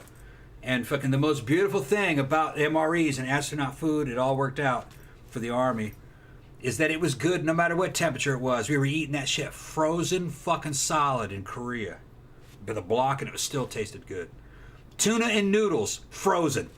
Like slush, just would just be beautiful. Tuna noodle popsicle. Yeah. Well, I fucking challenge you. I tried it. Go get you one of them Dinty Moore instant meals that's kind of like an MRE. Go fucking freeze that thing or eat it room temperature. Especially the ones that have a cream flavor. You won't be able to eat it. It tastes like shit. It's like, ugh. It has to be hot for it to taste good. MRE could be frozen block, and it'd be delicious.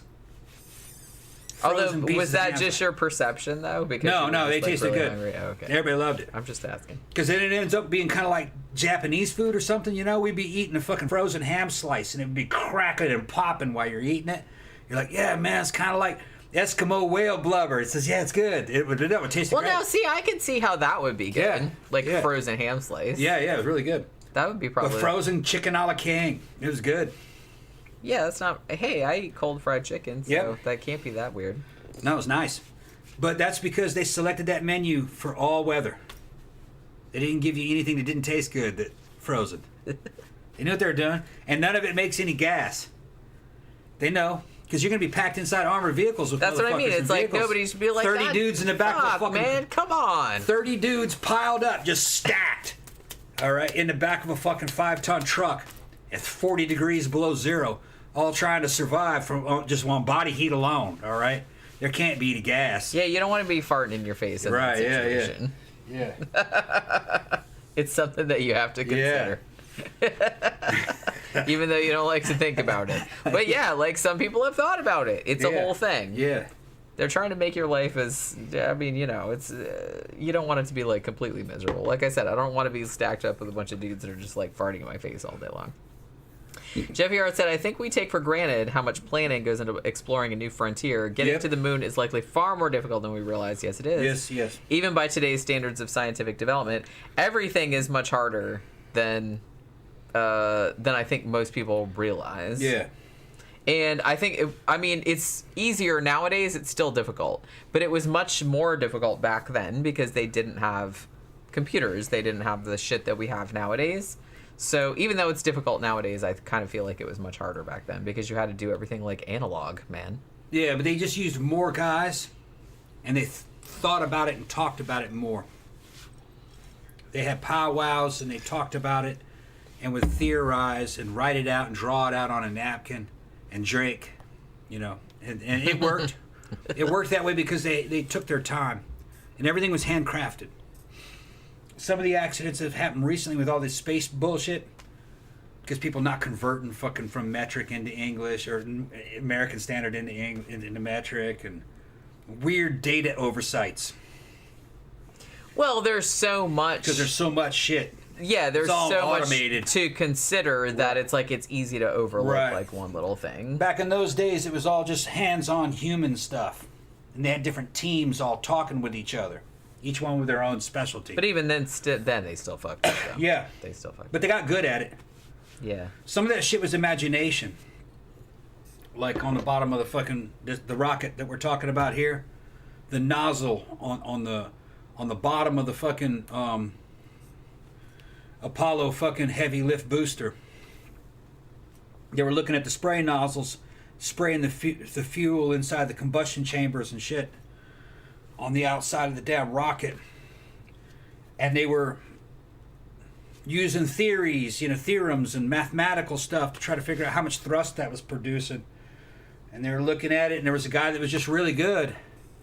saying you could get a whole lot more thrust if you just put a little piece of metal right here to fucking disturb the eddies coming off of this side, and it'll fucking cause it. And the dude totally predicted it.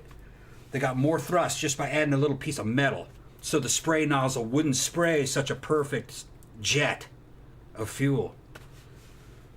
Because he could imagine how it would actually happen, and how it would be burning in there, and how to get more thrust. And a computer probably couldn't have imagined that, but he could. So humans are good at certain things. The dude was just a combustion engineer. Yeah, some humans are good. Some humans, yeah. He was like a Rembrandt, you know. Yeah. He could envision it in his head. That's how fucking Albert Einstein did, you know, all of his work. He imagined it. Imagined what it would be like approaching the speed of light. Relativity was all imagination, and then he proved it with math, not the other way around. He didn't come up with some math that showed him relativity. He imagined relativity and proved it mathematically. Yeah. Very different. But most people's brains don't work that way. Right. Like, he was actually quite exceptional in that regard. But guys in NASA could do that. Right. Because that's what where they were. They were selected for that. Yeah. So in some ways they were better than supercomputers. Some of them. A lot of them. Yeah. Mark says 100% oxygen doesn't get you high per se. If your blood oxygen is low, it will help make you more alert. The explosion probably affected the pressurized O2 tanks. Yeah, I mean, like I said, I'm not really sure. I'm sure they had reasons for it being like that, but the fact that that had to happen, like, before they changed it was, like, kind of a shame, but, you know, that's just kind of what happened. All right, so the next one I want to talk about, this is another Soviet one, and this is kind of fucked up. And we didn't, like, find this out until later on, because this was another one that they kind of covered up at the time, like, during the Cold War. But then the reality of it came out, like, later on. So this is a guy named Vladimir Komarov. Now, he was another Soviet cosmonaut, one of the, initial ones that was chosen to train as a cosmonaut, like, in the early days.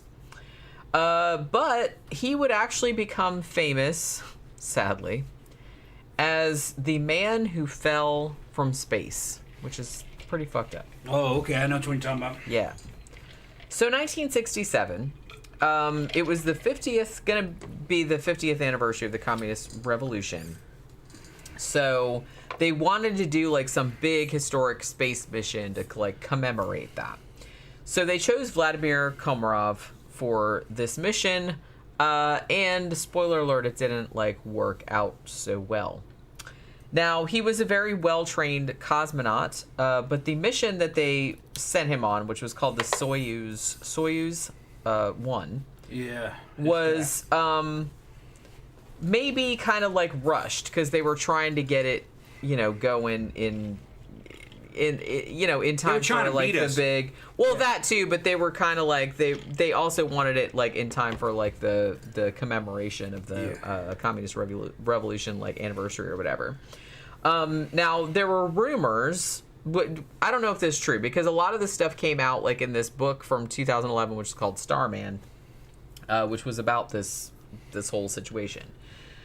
But some of the stuff in there has been disputed. Like, some people said, yeah, that's not really what happened and stuff like that. But the story goes that before the shit was even launched, that a bunch of people knew that there were, like, all kinds of, like, structural problems, like, before this spacecraft even took off. And that some engineers and stuff like that, like, tried to inform, like, some high-ranking Soviets, saying, hey, we really don't want to launch this because there's all kind of problems, and they were deliberately ignored. I don't know how true that is. Obviously, there was something wrong with it, because, as we'll see. But I don't know if it was quite as egregious as this book kind of makes it seem. So, I don't know. I just kind of feel like this guy's death, it's like, it is still kind of mysterious, but I think it's been exaggerated a little bit. Now, what ended up happening was that Komarov actually... So he goes up in the spacecraft. That was fine. he makes a bunch of orbits around the Earth in the spacecraft. Now, when it was time for him to come back, like do re-entry, he couldn't really do it. Like it kept like not working out, and so he had it. It ended up he couldn't like re-enter like the way he wanted to, and he had to like go back around the Earth like a couple of times, and it ended up like not so good. So the thing about him, he started out. By the way, if you Google his name, Vladimir Komarov, there's a very, very famous picture of what was left of him when he came back to Earth. Oh, I didn't see that. Oh, man. After the impact? What did it look like? It doesn't look like a person. Was he burned? Yeah. Oh, okay. Yeah. I know what you're talking about. Yeah, I know what you're talking about. It's basically like a picture of like two officials looking at a lump of it looks like a little burned up infant. Something. Look like a little like ET. that. If nobody told you that was a person, you would not know that was a person. So this is the guy that was talking the whole way down. Talking to his wife. Was he talking to his wife? No. Okay, that's a different one. Okay. No. I got him confused. Yeah, that's a There was different another one. Soviet guy that talked his whole way down, talking to his wife. It was sad. You're going to cover him? Probably No, not. I don't know. Because it's not much of a mystery. I don't know who that is. But Shoot didn't deploy. Well, no, I mean that's what happened with this guy, but yeah. Okay, we'll get into that. The other guy, Shoot didn't deploy, and he says, "Look, Shoot didn't deploy," and he says, "I'm gonna go out the capsule and fucking get it, and try to deploy it." And you're like, "Nah, don't bother." And he's like, "No, I should do it." And he goes, "We'll get your wife on the line, this and that." And he talked to his wife the whole way down. I think I would have said, "Fuck that shit," and fucking thrown the capsule door open, and tried to deploy the Chute. But he might have been coming down at high Mach anyway. So he'd probably coming down at fucking Mach 7, you know? So you wouldn't be able to hold on. You'd just be fucking gone. That's the only thing I'm thinking. Go ahead. Go ahead. But I didn't find that case. But yeah. That's I pretty mean, famous it's similar to this, but... Pretty I famous. mean, it didn't come up in anything that I looked at. He didn't burn up, though. He was just smashed flat on impact. No, this guy was... burned up, and like I said, there's photos of what was left of him when he came back, which is, like I said, if nobody told you that was a person, you would not know that was a person. I remember seeing the photo. It's black and white. Yeah. So this guy actually he actually joined the Soviet Air Force when he was just 15, and he was a pilot by the time 1949 rolled around. 10 years later, he graduated from the Air Force Engineering Academy. And he wanted to become a cosmonaut. And like the first guy that we talked about who died in the accident in the training, he was actually one of the first 18, 20 guys that were selected to be cosmonauts. Now he actually the first thing that he did to distinguish himself, and this is one of the reasons that he was picked for this big mission, was that he piloted something called Voskhod 1, which was the first vessel to carry more than one person into space. He actually wasn't the first man in space, obviously. That was Yuri Gagarin. But he was, kind of like a very well-known, like very famous in the Soviet Union. So he gets to be like sent out on this famous mission. So what this mission was going to be, that was commemorating the 50th anniversary of the Communist Revolution. What they were going to do was they were going to have two space capsules. We're going to rendezvous in low Earth orbit, and Komarov was going to like park one capsule next to the other one, and then spacewalk between the two of them. That was going to be like the big thing that he was going to do. Now, according to the book Starman, which, like I said, came out in 2011, and it's about this, and it came out and like everybody kind of like freaked out about it, but then like some people came in and kind of like fact check it and said some of the stuff was kind of like exaggerated. But what it said in the book was that his spacecraft had 203 structural problems. That's very specific. And that these were all evident before it took off. Now, they're not disputing that the spacecraft had issues. Obviously it did. But 203, they're not sure if that's the actual number or not. Now, Yuri Gagarin was supposedly Komarov's backup pilot. And Gagarin allegedly, said that the mission should be postponed because there were too many problems with the spacecraft. And supposedly, allegedly, Gagarin also wrote a 10-page memo and gave it to a friend of his who was in the KGB, said, hey, please stop the mission because there's all kind of shit wrong with this spacecraft. But then, like, the memo was ignored and the shit went ahead anyway. Now, nobody knows if this memo actually exists or if this was just a story or whatever. None of the like people's memoirs or like official accounts that came out later on that were declassified ever said that the memo existed, so they don't really know if it really existed or not. So basically, it's just kind of like they really wanted this to go ahead, though, because this was going to be like a really big deal. And so it's possible that this whole entire mission was rushed, maybe before the shit was, you know, ready for prime time. Let's call it that.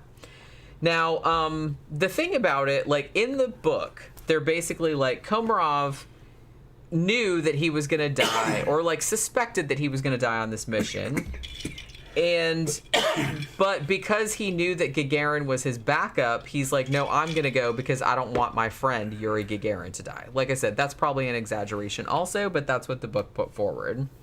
And the thing about it is that Yuri Gagarin, having been the first man in space, the Soviets were not about to actually send him on this fucking mission because they're like, he was the first man in space. He's a national hero.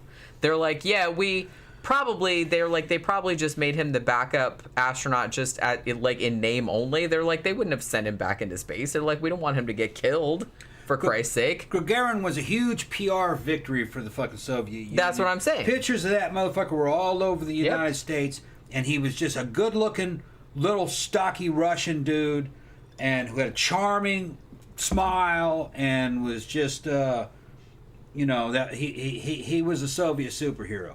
The girls liked him. He was the man. That's what I'm saying. So I kind of feel like the Soviets wouldn't have... I'm not saying that they didn't say, yeah, Yuri Gagarin's the backup on this mission, but I don't think, like, if Komarov had backed out, they'd have been like, yeah, Gagarin's not going.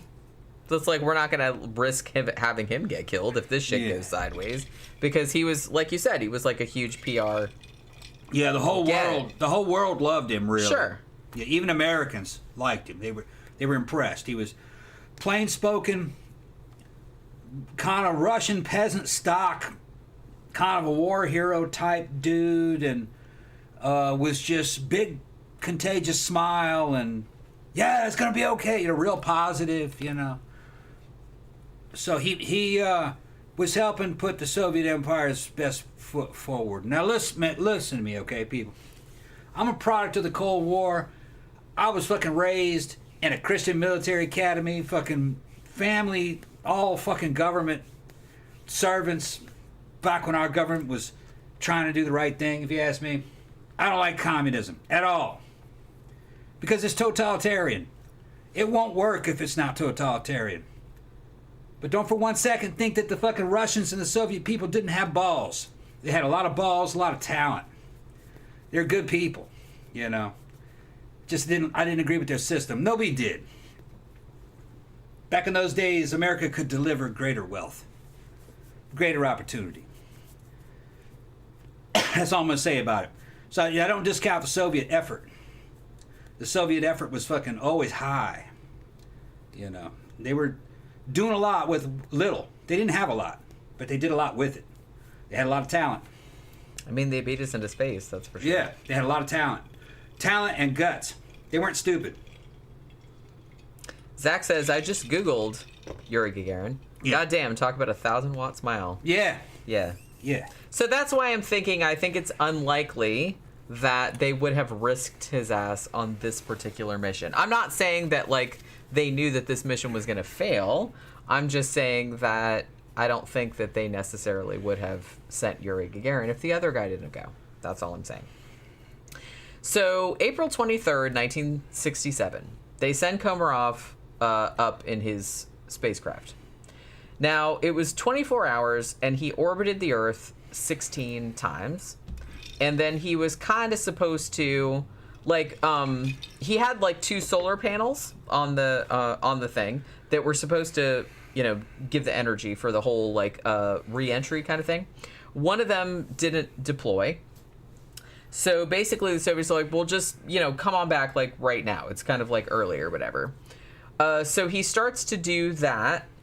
But what happened was that he's starting to do, like, he tried to do re-entry, but he had trouble firing, like, the rocket brakes, the thing that was, like, supposed to slow him down, like, to come back into re-entry. And so he couldn't really do it, so he circled the Earth 2 more times, and then started to do the re-entry protocol. Now, he comes in at an altitude of 23,000 feet, and the parachute that was supposed to deploy didn't deploy. As it turned out, while he was, when he tried to re-enter before, and then he had to go around, like, I guess, like, the lines of the chute got tangled, and so it wouldn't, like, pop out.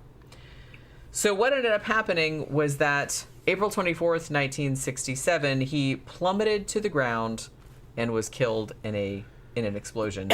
He was actually the first man to die in spaceflight. Now, interestingly, and maybe this is, I don't know if this is what you were talking about earlier, but there are urban legends that he said, like, a bunch of shit, like, while he was coming down, because he knew he was going to die, right? Because he was just, like, coming down to Earth, and he had, like, some time. In the book, which came out in 2011, it said that Komarov was, like, really, really angry, like, when he was coming down, and he kept saying stuff like, this devil ship, nothing I lay my hands on works properly. And started, like, cursing the people that sent him on the ship, like, knowing that it was fucked up, and it's like knowing that he wasn't going to come back. However, I have actually seen the transcript of what he actually said, like, on the way back down, and apparently he didn't seem to think there was any problem until there was. You know what I mean? Because he was just saying regular shit. Like, he just said regular shit. And basically he's like, oh, I'm feeling excellent, like, everything, like, separation complete or something like that. And then, like, they lost transmission, and that's it. So I don't think he said all of that stuff about, like, the devil ship and anything like that. And most of the people that have kind of, like, looked into it that are actually, like, test pilots and astronauts themselves, they're like, that's not some shit that an astronaut would do. Like, they usually, like, keep their cool under those situations. You know what I mean? Like, he was a very experienced cosmonaut, and he had training as he was an Air Force officer, he was a tech pilot, and they're kind of trained for this kind of stuff. So to think that he just, like, went off the rails and was, like, raging at the entire world, like, seems... That's a different guy than the one I was talking about. The other one was kind of resigned to his fate. He wanted to go outside and fix the chute, and they told him not to, so... they put him on with his wife. He talked to his wife all the way down till impact. I didn't. Yeah, there was another one that went down. Went down like that. I didn't find that one. Then they showed the capsule. I saw the picture of the capsule. It's in the center of a fucking crater out in the middle of a fucking Russian field. It was sad. Now, I did see a picture of this capsule as well, which was out in the middle of a field as well. Yeah, but they all end up like that. Well, yeah, that's what I'm saying. Russia was a bunch of fields. Yeah. But I mean, so nobody knows what exactly he said on the way down. But like I said, I saw the transcript of what they think he actually said, and it was just like normal shit. He wasn't like yelling at anybody or anything. Zach, if you think fucking Yuri Gagarin fucking had a great smile and was cute, I know how you and the Jewish boys. When I got out of the army and went up to fucking Boston, I was hanging out fucking Man Ray and fell in with this ex-Russian infantry guy. He was the same age as me. His name was Vadim Konyev. And fucking me and him were fucking peas in a pod. Both having the infantry background, but he was Soviet infantry. So we fucking talk all kinds of stories. He was the Russian Jewish Antonio Banderas. He had fucking long black hair. I showed pictures of him to Jenny. He's like, man, he's cute. He was very popular. Me and him fucking did very well. You would have liked him. Oh, I didn't know if you were going to say something. No, I'm else. telling Zach. Okay. Yeah, no. He likes some Jewish guys. He'd have liked Vadim. But yeah, so this guy, they did recover his remains, and as I said, if you Google his name, you will see the very famous picture of his remains. The story goes that the only thing that was still recognizable as human was like his heel bone. So, you know, there's that, which is, like, pretty horrifying. And like I said, they still refer to him as the man who fell from space. Damn. Which is fucked up. That's fucked up. So, and like I said, this was another one that was kind of... I don't know if this one was as covered up as the other accident, but it was still, like, covered up until, like, a little bit later on. Now, here's another one that was also kind of... You talking about the man who fell from space? There's been several, and there's another one. It's not going to be in this. They had another dude. I think he was American. They put him in a spacesuit. They had him on a little platform, and they had these balloons that took him fucking so high up he was almost in space. And he was sitting on. Oh, I remember seeing a documentary about that. And then he jumped off. He jumped off, and I think he was in a spacesuit with a parachute. That was wild, and they have it recorded. He didn't die though. No, he did. He lived. Yeah, he lived.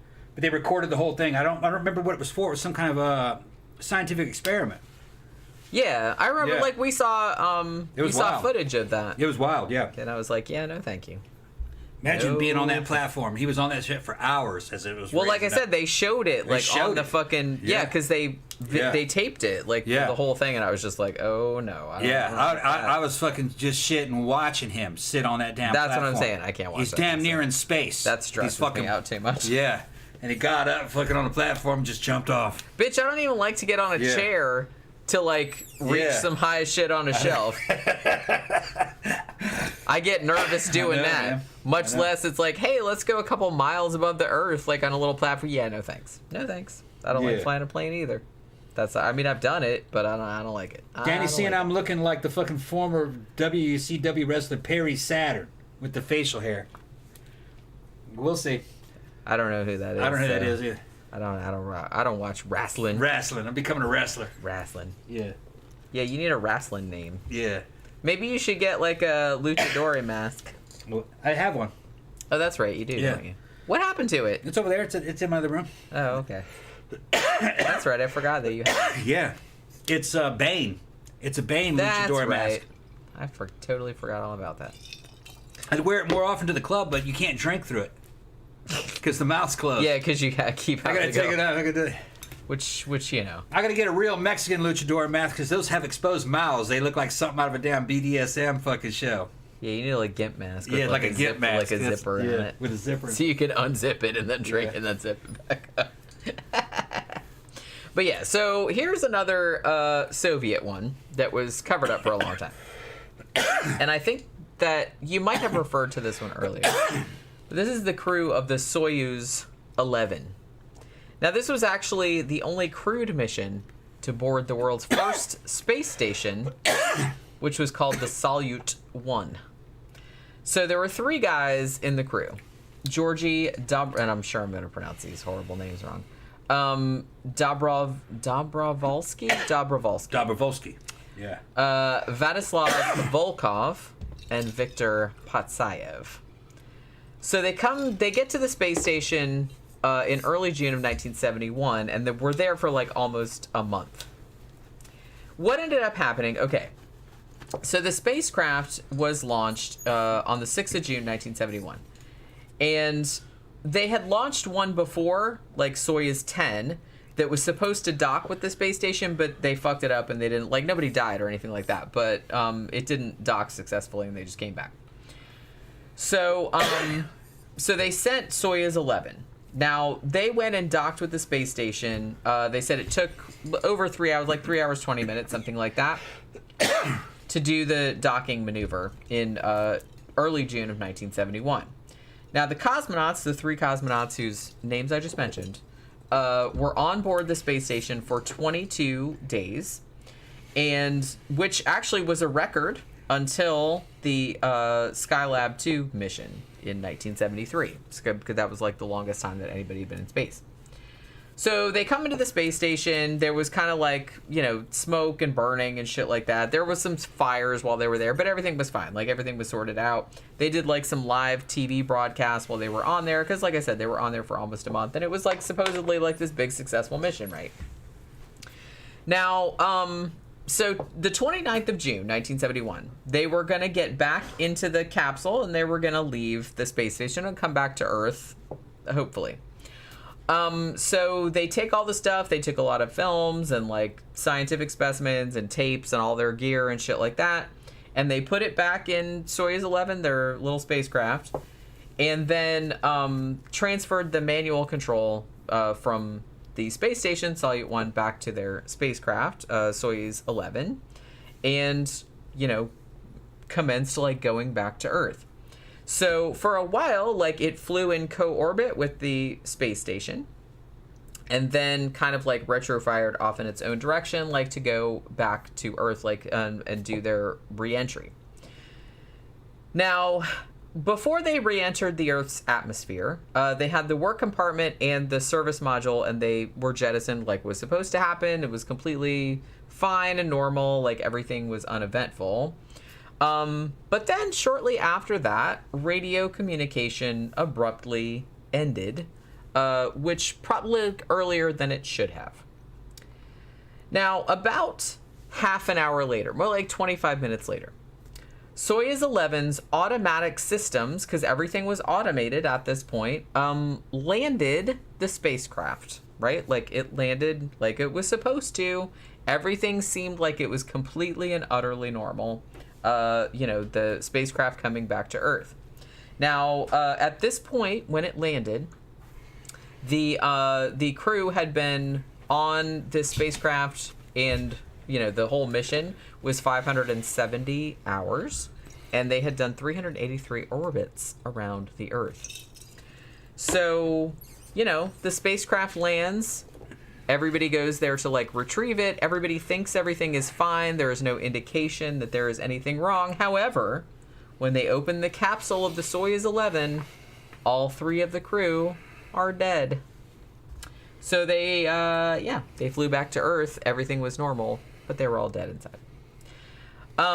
So basically they say, this is a quote from the chair of the State Commission, whose name was Komarov. He says, outwardly, there was no damage whatsoever.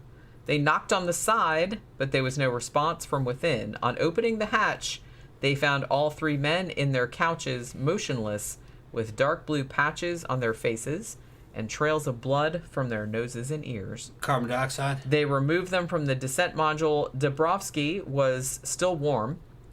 The doctors gave artificial respiration, and they actually there is floating around, because I've seen it, there is actually footage of them giving them like CPR out in the field and stuff. Obviously they were dead by this point. But based on their reports, the cause of death was suffocation. What ended up happening was that apparently there was a breathing ventilation valve, which was between the orbital module and the descent module, and that had been kind of like jolted open as the descent module separated from the service module, which was about 12 minutes after they retro-fired. And so apparently these 2 modules were held together by, they have those explosive bolts? Yeah. They were supposed to do like a sequence, like bolt, bolt, bolt. What happened, they think, was that all the bolts actually fired simultaneously instead of in sequence like they were supposed to, and that the force of them all firing at once caused the internal mechanism of the pressure equalization valve to loosen a seal, and it just like drastically lowered the cabin pressure and probably killed all of them within a few seconds. The valve was actually located underneath seats, and you couldn't get to it and block it in time. So it was massive cabin depressurization? Yeah. Is that what it was? Yep. Okay. So it actually, not true suffocation per se. They suffocated because it depressurized. Mm-hmm. So they were unconscious immediately. Yeah, they said within 40 seconds probably. Yeah. They're probably wondering what the fuck happened. Because they did have like their they got some data from one of the cosmonauts that had his outfit had biomedical sensors on it, and they said that cardiac arrest occurred within 40 seconds of the pressure loss. So they probably died. Like, they didn't look like they were, because that was the creepy thing. That was the creepiest thing about this to me, is that they didn't know that the astronauts were dead in there. Like, the capsule came back to Earth automated, and everything was normal. Like, they didn't think anything was wrong. Technical error. But then, like, when they opened it, all of them were dead, and they were just, like, laying in there like, it's because they were normal. That's because the depressurization was so violent it probably knocked them out instantly. Yeah, which I hope it did, like I said. Probably instantly unconscious, and then they suffocated. Yeah. Now, they did say that one of them, Patsayev, that his body was actually found a little bit near the valve, so he might have tried, maybe, like, seen what was going on, like, for a second, but he didn't have enough time to like do anything about it. They said even if he had known what was going on, like, he wouldn't have had time. Depressurization's violent. Yeah. But the weird thing is that I saw the footage because it got declassified, like, later on, and you can find it, like, it's on, like, a bunch of videos. It's on YouTube nowadays. But the bodies look pretty normal. I mean, they're just, like, out in the field. They don't look all fucked up or anything. Yeah, but it's kind of like getting slapped in a fucking head, you know what I mean? Like, like imagine, you know, like, if you're ever in an airplane or you're going up in a mountain or something, you know what I mean? The pressure in your ears, you gotta blow it. Imagine that happening. A lot worse, a lot faster. Right. That could render a man unconscious pretty much immediately. Maybe other guys might resist it, depending on how, you know, luck, maybe, you know. But chances are they fucking immediately were knocked unconscious. That's what they think happened. They said, like, easily, like, within 30, 40 seconds. Well, they died within 30, 40 seconds. Yeah. Because that's when cardiac arrested, but I think they were unconscious almost immediately. Like I said, a few you seconds. kind of hope that they were, to be honest with you. Now, the thing about this one is, I guess, like, the Soviet media tried to, like, I guess they couldn't cover it up completely because it was, like, kind of a big deal. But they did try to kind of, like, downplay it, being like, well, yeah, they died, but, you know, the mission was successful technically, even though they were all dead when they got back. Error, you know, because, I mean, it did come back, like, the thing came back like it was supposed to. It's just that they were all dead inside because of an accident, you know what I mean? But the thing about it, though, was that they tried to keep the actual cause of death, like, under wraps for a couple of years afterwards, which I kind of feel like the U.S. at that time was working on Skylab, and because they were kind of like watching what the Soviets were doing, they were kind of like a little bit worried about it because they were kind of doing like some similar shit, and they're just like, well, why won't they tell, like, what exactly did they die of? Because we want to be able to, like, you know, plan for that contingency, like, in our thing. So there was kind of that kind of shit too. But what's funny is that we were always bagging on Soviet technology, but only people who don't really understand it bag on it. Soviet military technology was super good. Just that it's simple. It's simple, it's easy to mass produce, because it's all disposable anyway. They're not fighting for fucking contracts like our country is, where they're fighting for big contracts with good commissions and shit. It's not quite the same. Well, that Soviet era space technology, some of that shit came directly out of the fucking 60s and 70s. They were still using it, well, just a few years ago, before SpaceX was resupplying that damn International Space Station. The Russians were doing it with Soviet era technology, kinda. It's because it was proven. It was cheap and real reliable, simple. Wasn't much to go wrong with it, and they're learning it in this phase. You know, there's a lot to be said for simple, basic shit that works. You know, they just kind of keep everything real simple. I mean, the more you complicate stuff, the more shit that can go wrong. Right. Americans are kind of, because of, especially younger ones, kind of brainwashed through video games to be kind of technophiliacs, to where, oh man, that's not high technology. The highest technology is this new fucking. In a combat environment, I've been in it. You know what I mean? Fucking the worst. 40, 50 degrees below zero up in Korea. You don't want high technology. High technology is simple, minimal, something that just can be very dependent on it. You can depend on it in fucking extreme conditions. If it's real complicated, you can't hand it out to the average fucking Joe and then put him in a 40 degree below zero, and then that same piece of equipment in a desert, and that same piece of equipment out in the rainforest. Anything complicated is destroyed. You know, it just doesn't make it. And some of our weapons are like that. Soviets are still using them same damn tanks. The only thing they changed was how much the armor was, the thickness of the armor, and what kind of motor. Other than that, it's the same thing that they had from the 50s. Maybe they add some electronics to it. It's just a tank, though. Those get destroyed anyway. So just make a lot of them. It's a better way of doing it. Well, like I said, I kind of feel like it depends on the situation that you're talking about. Like, sometimes high-tech shit is better, but a lot of times, depending on the application, sometimes simple stuff will work out. It works better. In a military, you never know what the situation is going to be. So the best thing is, the default is dumb caveman shit that always works. That's the way to go.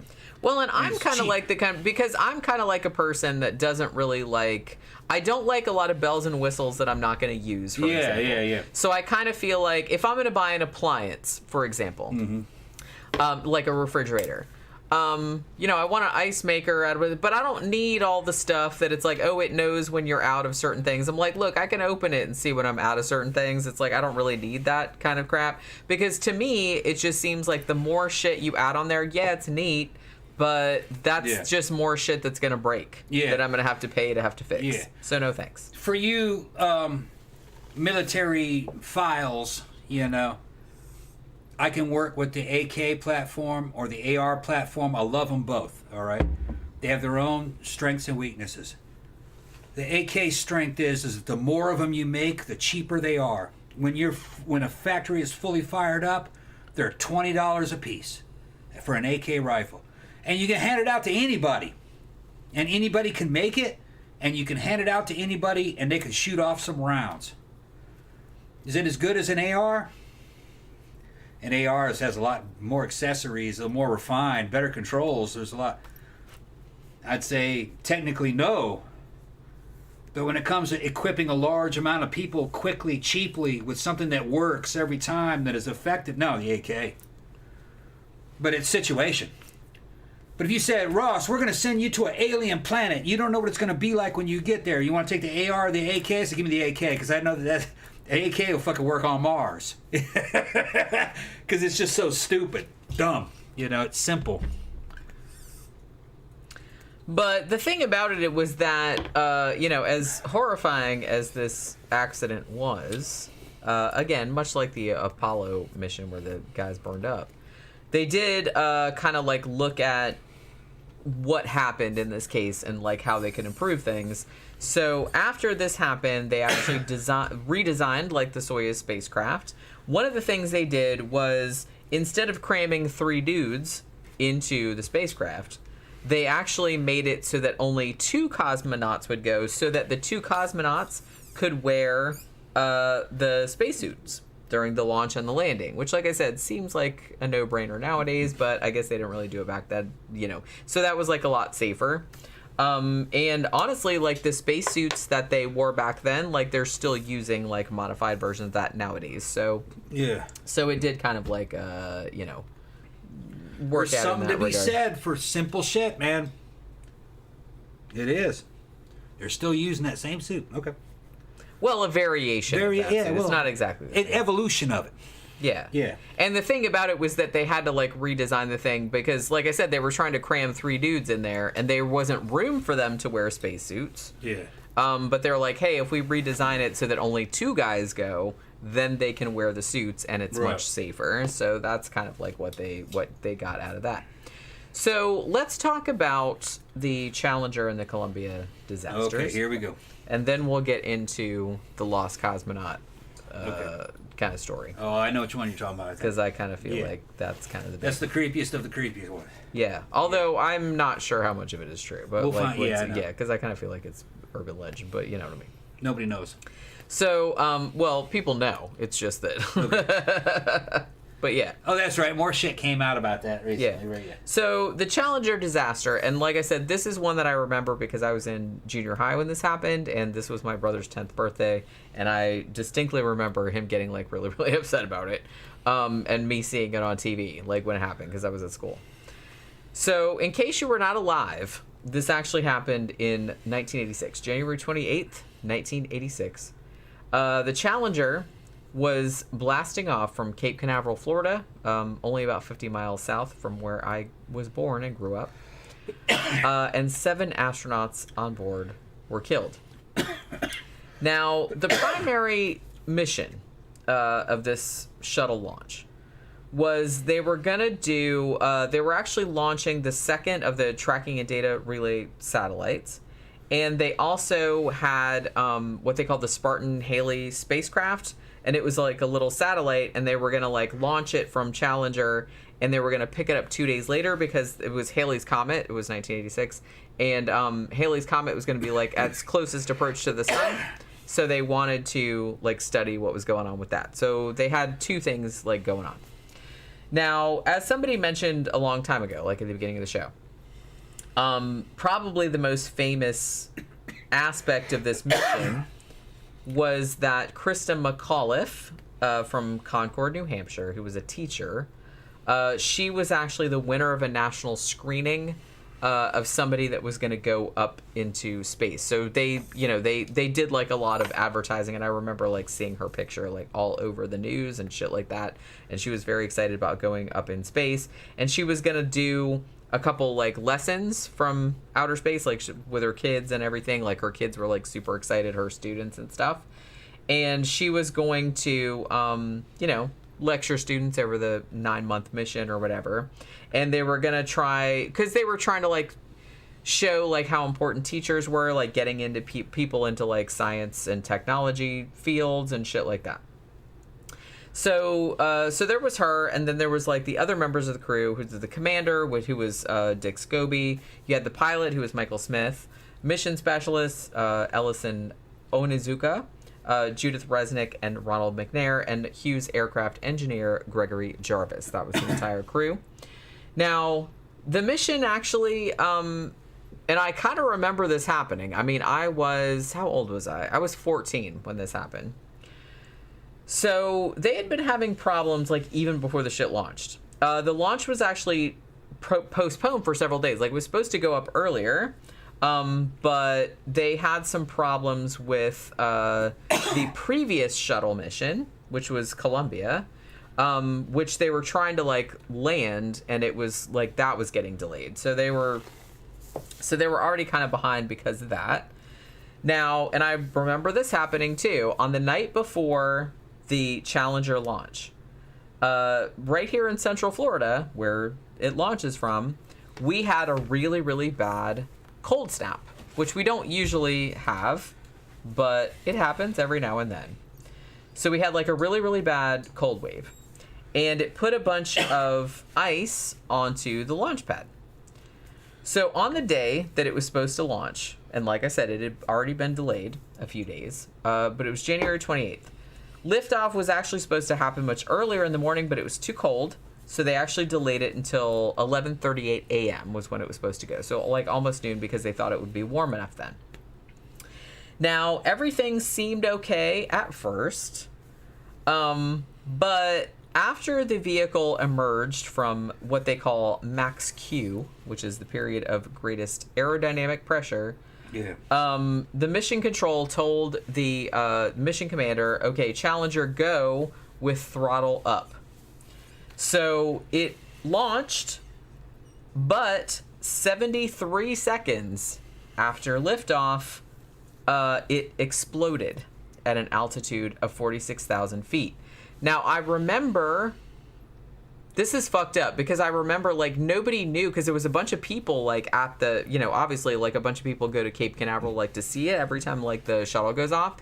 And even when I watched it on TV later, like, you didn't realize exactly what you were looking at. You know what I mean? Like, it kind of goes up, and then, like, and you were like, wait, that wasn't supposed to happen.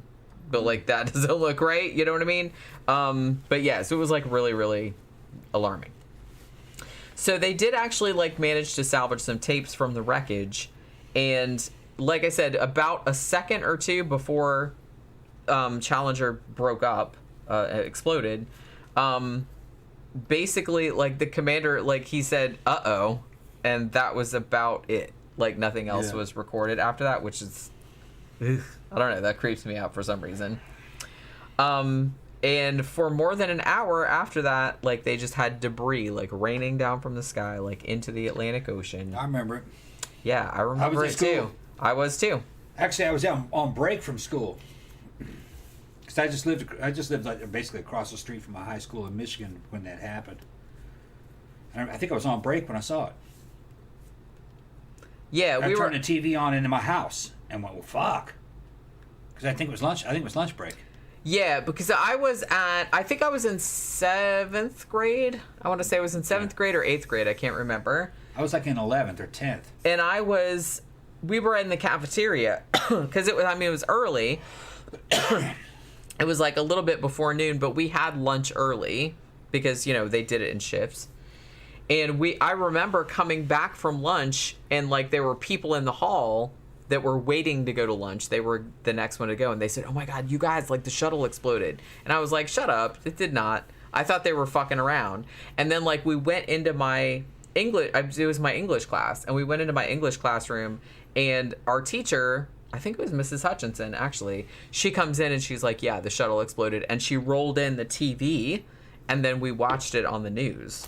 So we didn't see it happen live, but we saw it happen like as soon as we got back from lunch because we thought they were fucking around. We thought we're like, "Shut up, that's not cool, that's not funny." You know what I mean? I remember seeing that explosion within the 2 booster rocket trails coming up out of it.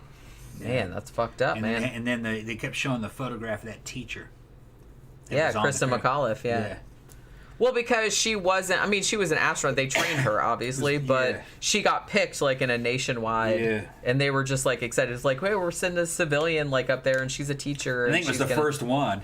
I think it was, yeah. Yeah, she got blown up. Can you imagine, like, all her students were, like, watching that? I think that made me, like, so sad. And it's, like, it's sad that they all died, obviously, but I think that they, like, went so hard on that, like, and I remember, like, all her kids... like made like little stuff out of construction paper, like all that kind of stuff, and I'm like, oh man, can you imagine, like, that's like your teacher and you loved her and everything, and you're watching it and just like, well, you're gonna get into the reason why it happened, right? Yeah. Okay, good. But I was like, I just can't imagine, like, that's when she gets into the reasons. When she gets into the reasons why it happens, I'm gonna fucking go off. But go ahead, people are gonna like it. You think? Yeah, me going off on it. I'm gonna go off on it. Because I was never a fucking space shuttle fan. When I was a kid, saw it, I fucking loved it. But then when I got older and understood what it was that they missed out on, no. Space shuttle was a bad idea. Go ahead. Yeah, so they start looking for the crew, and they didn't find them. Spoiler alert, they did find them later, but I don't think any of them were still in one piece, if that's not too fucked up to say. So after this happened, obviously, the shuttle program was immediately grounded. So NASA immediately, like as they would, did an investigation. So they had a commission put together. You had, like, it was actually, the commission was chaired by the former Secretary of State William Rogers, and then they had, like, other members of the commission were, like, Neil Armstrong was on the commission, Sally Ride, like, astronauts. You also had Chuck Yeager, the test pilot, and physicist Richard Feynman, who, he was on there as well, and he was kind of the one that demonstrated, like, what had gone wrong. So, basically, it was just kind of like, and I think we alluded to this, like, a little bit earlier, was that because I kind of feel like they wanted too much out of this program and they didn't have the money or the manpower to really realize it. So they were seemed like they were cutting corners. They were trying to, like, push stuff further than it probably should have been pushed.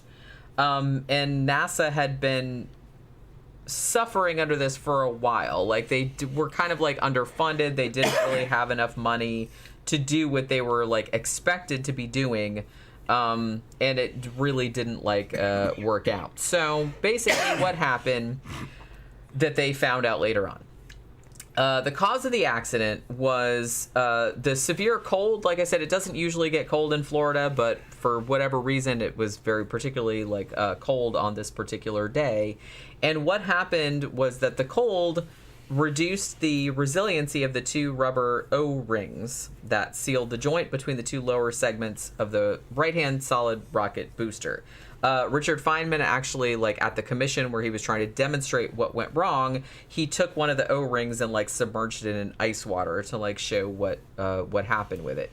So basically, like, if circumstances were the way they should be, the shuttle has 3 main engines, and when they ignited, they would, push the vehicle forward as that they were supposed to do, and the boosters get ignited when the vehicle swings back to center. But what ended up this particular morning, when it was really cold, there was an effect called joint rotation, and this prevented the rings from resealing, and it opened a path for a bunch of hot exhaust gas to escape from inside the booster, and they didn't really see it because it was on a side that was not visible to the cameras exactly.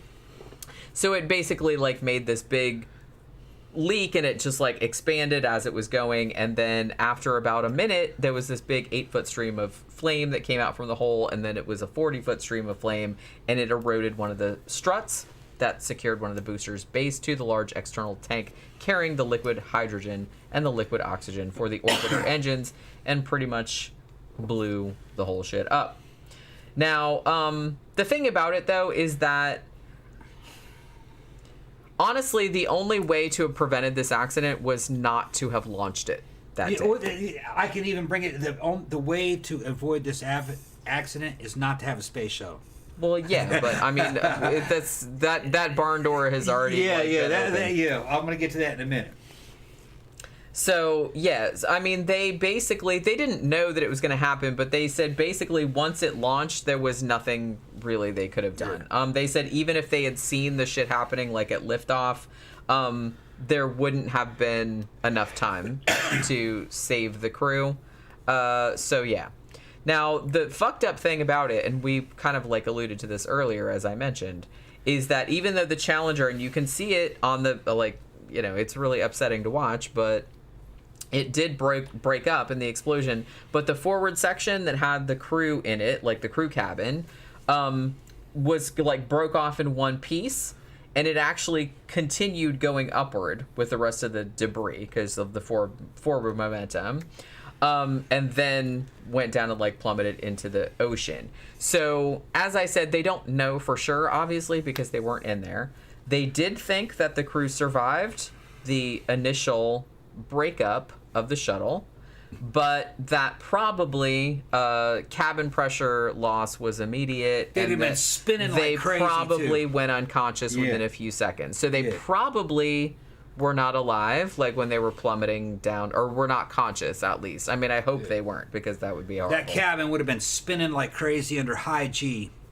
Yeah. They'd have been fucking sucked down and knocked unconscious through all that shit. I mean, Jesus they wouldn't Christ. know what the fuck was going on. I just remember, after that happened, and there were like all these like rumors swirling, like, oh my god, like they knew what was happening, like all the way down to the fucking they're calling ocean out and talking and praying on the way down. Right, which, like I said, I get it. Like I understand like why people come up with those stories and stuff like that, but they don't think, unless they're just telling us that to make us feel better. Yeah.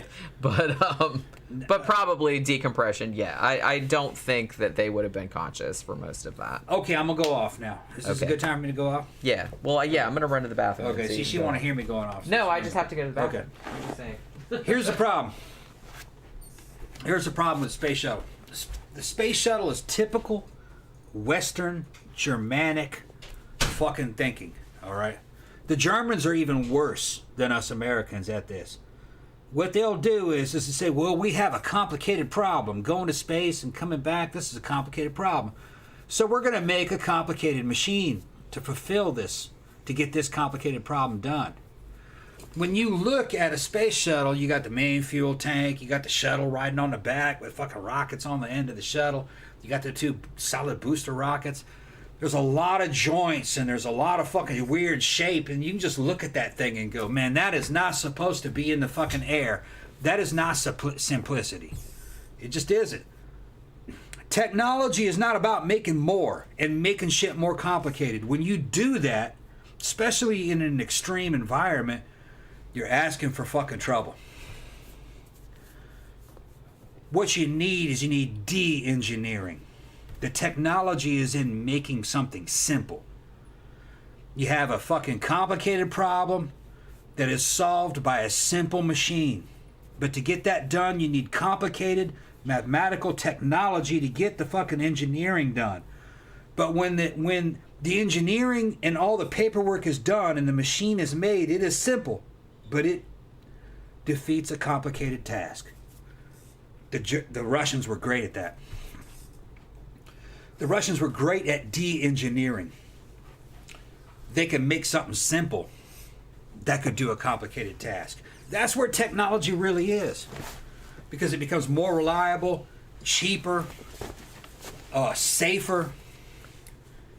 If the United States had a huge fucking budget, had we taken that huge budget, a huge budget compared to the Russians, had we had an American budget, but with the Soviet design philosophy of de-engineering and simplicity, we would have had a much better fucking space program. It would have been more streamlined. It probably would have been something more like around the Saturn heavy lifters. It would have looked more like a rocket. It would have been more dependable and cheaper, and it would have been more effective. You'd have gotten more tonnage up in space per year. That's what made Orion, like I talked about it earlier, so beautiful. The technology was in the mathematics. The technology was all in the damn mathematics behind the damn fuel pellet, that little mini atomic bomb. The rest of it was all 1920s technology. You could have did that shit in the 20s. It was just a fucking Coke bottle machine. That's proven technology. It was basically a Coke bottle machine inside of a fucking metal fucking nuclear submarine with a fucking concrete nose cone on it. Dumb technology, but that would have worked. That would have worked for... The technology is not in making something more complicated. The technology is in de-engineering something down into being it simple. That's where technology is.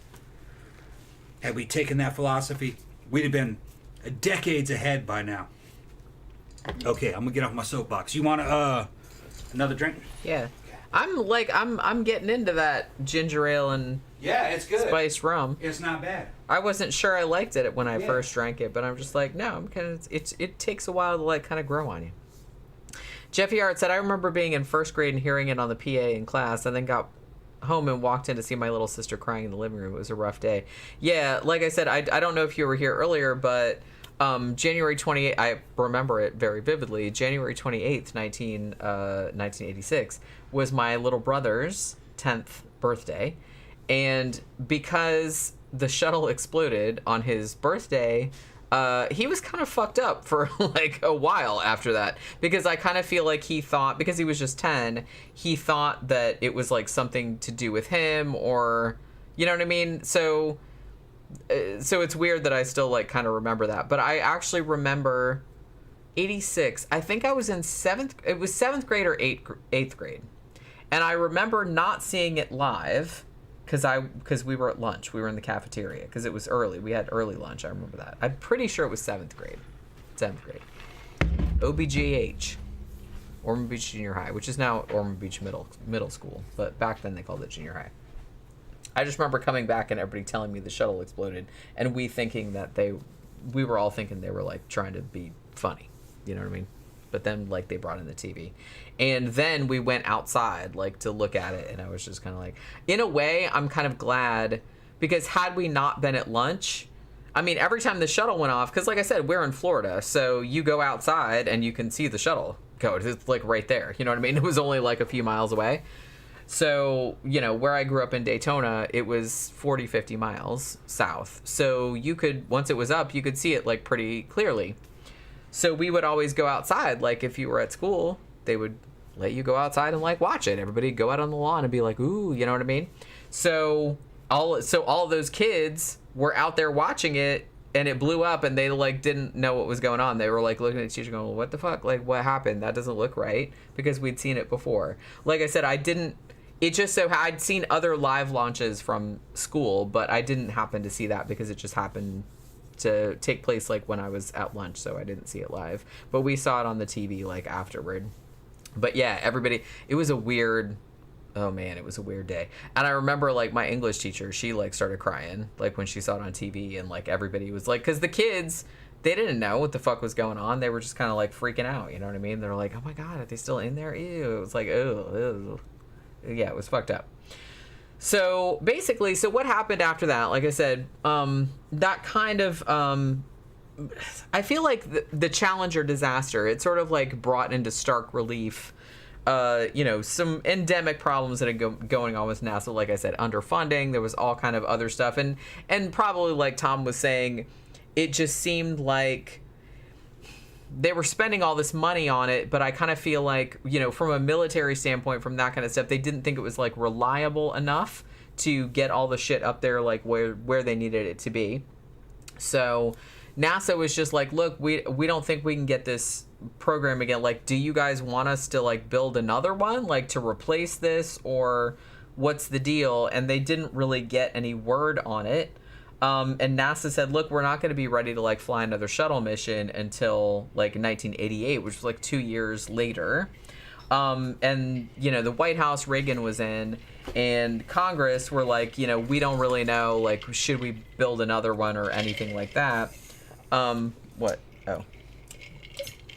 It's just my candy. Isn't that good? Mm-hmm. But, the ones that were kind of like advocating for the shuttle program were like, well, we need at least another one to replace that. We might need 2 more because 90s are coming up and we have all these like defense and scientific stuff like we need to do that we need to like launch in space, like for satellites and stuff. So we need to do all this stuff. So, and also they were going to start building the, International Space Station. So there was that too.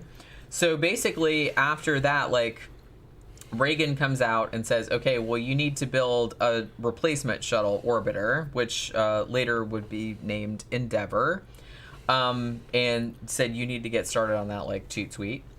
So, but they kind of, like, made it so that you couldn't just, like, pay to have your shit, like, on the shuttle. It was just going to be, like, for science and defense, and that was it. You know what I mean? That's kind of, like, what they did. So I kind of feel like the shuttle program like worked okay for like a little while, but then came 2003, and then there was another disaster, the Columbia disaster. Now, like I said, Columbia, that was one of the oldest ones, right? Because I'm pretty sure that I saw Columbia launching in 81. Yeah, the first one was Enterprise. I remember that. I thought Enterprise was the later one. No, Enterprise was the first one, named after the fucking Starship Enterprise. Yeah, maybe. But I definitely... Columbia was later. I definitely remember seeing Columbia launching in 81. Because I remember we drove down... Yeah, it was around by then, I think. We drove down to Cocoa Beach, like to Cape Canaveral, like to see the Columbia go off. But yeah, so the Columbia had been like up and down like many, many times.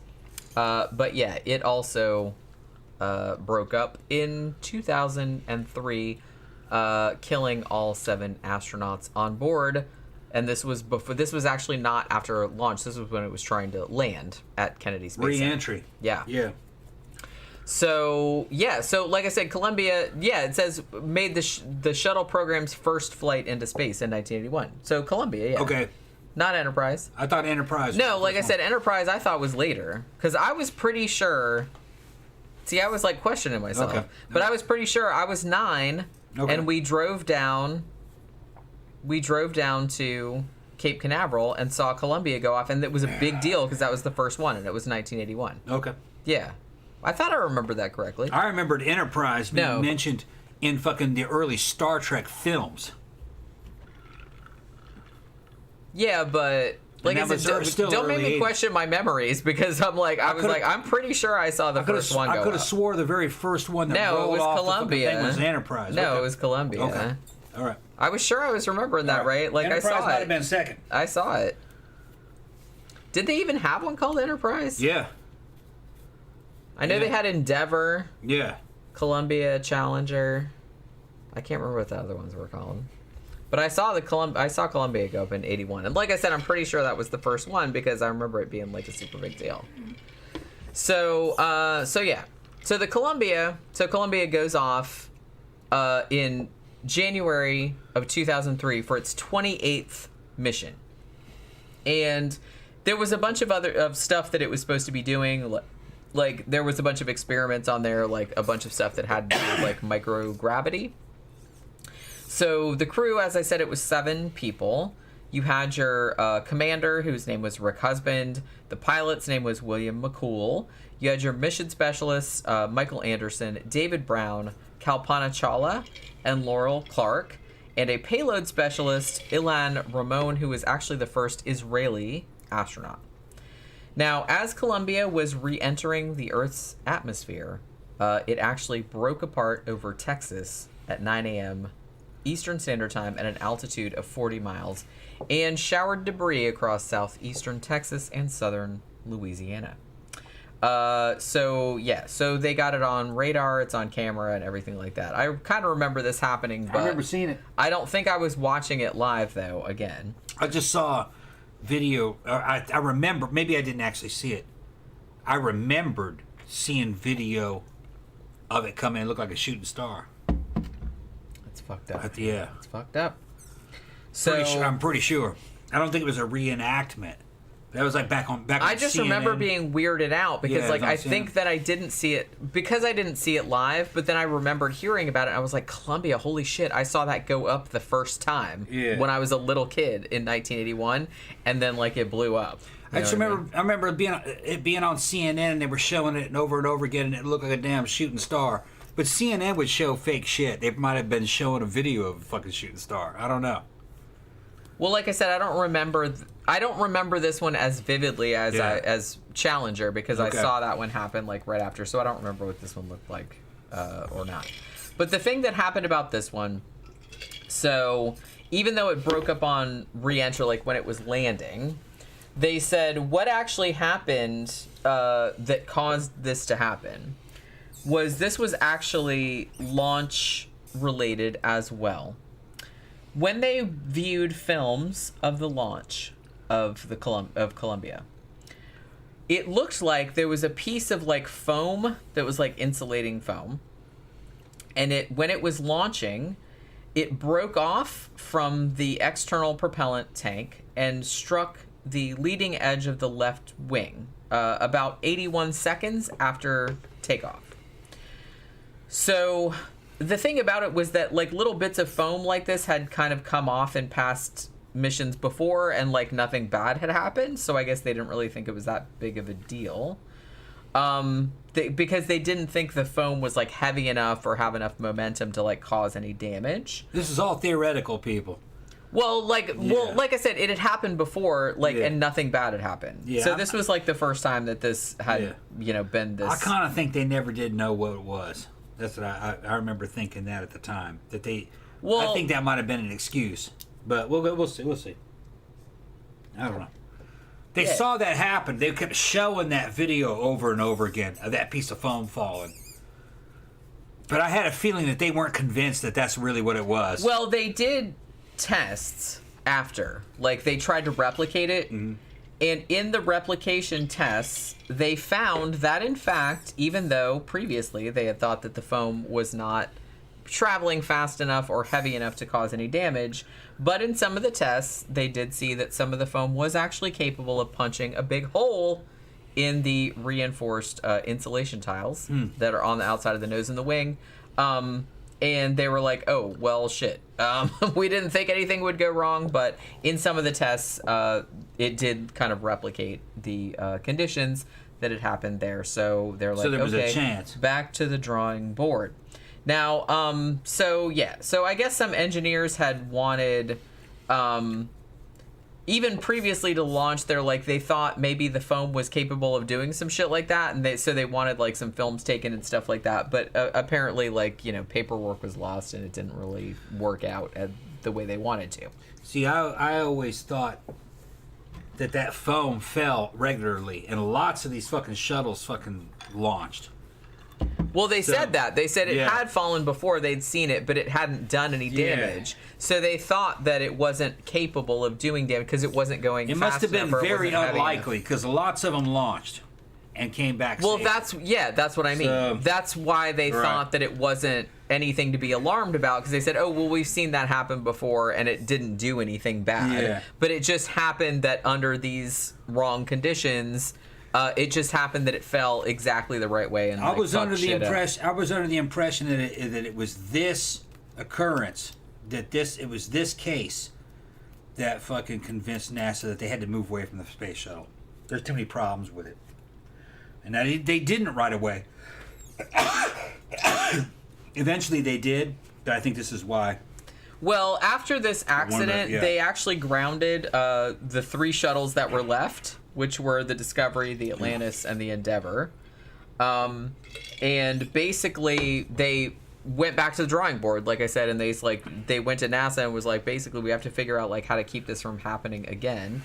And one of the things that came in as a result of this was that they put kits on the ship like where you could fix the shit, like if it happened like in flight. It was all for fucking nothing though, when you think about it, people, because SpaceX is doing the same job that the space shuttle did for a fraction of the cost.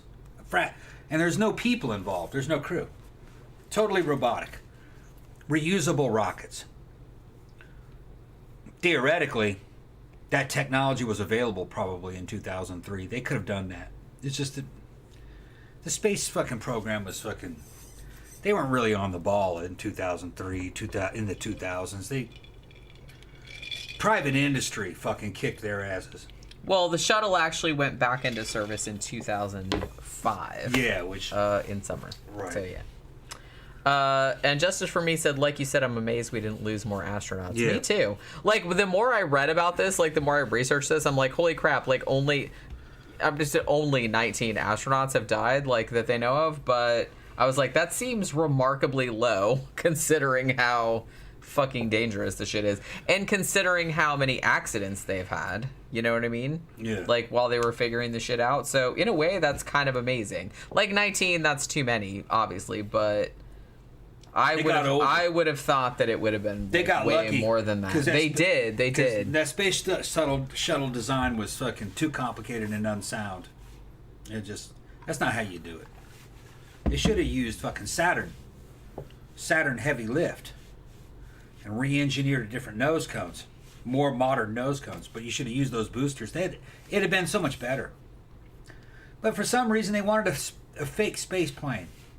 Just, whatever. Then he said trillions of things can go wrong at any time. Yeah. That's what weirds me out. It's just like I said, the more complicated the shit is, like the more shit can break. You know what I mean? So the fact that they only lost 19, and I'm not just talking about American, I'm talking about cosmonauts and everything. The fact that they only lost 19, that's a testament to like how people had their shit together. Yeah. But the Saturn boosters were fucking proven. And simple and dumb, you know what I mean? They worked. That was like something the Russia would make. It was about cha-ching. That's what it was. I would have built it. I would have built it all around Saturn boosters. Because you did the work. Why waste them? You know.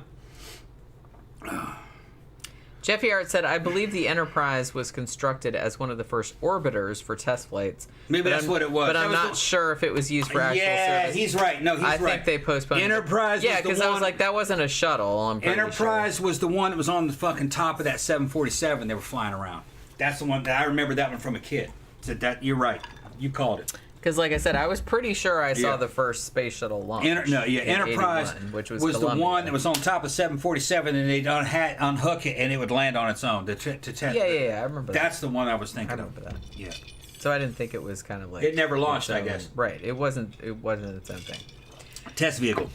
So, all right. So let's get into the last thing, which is the Lost Cosmonauts, which I think is what you wanted to talk about. Yeah, it's a creepy one. So, although, like I said, I don't know how... I think a lot of it's bullshit, but we'll get into that.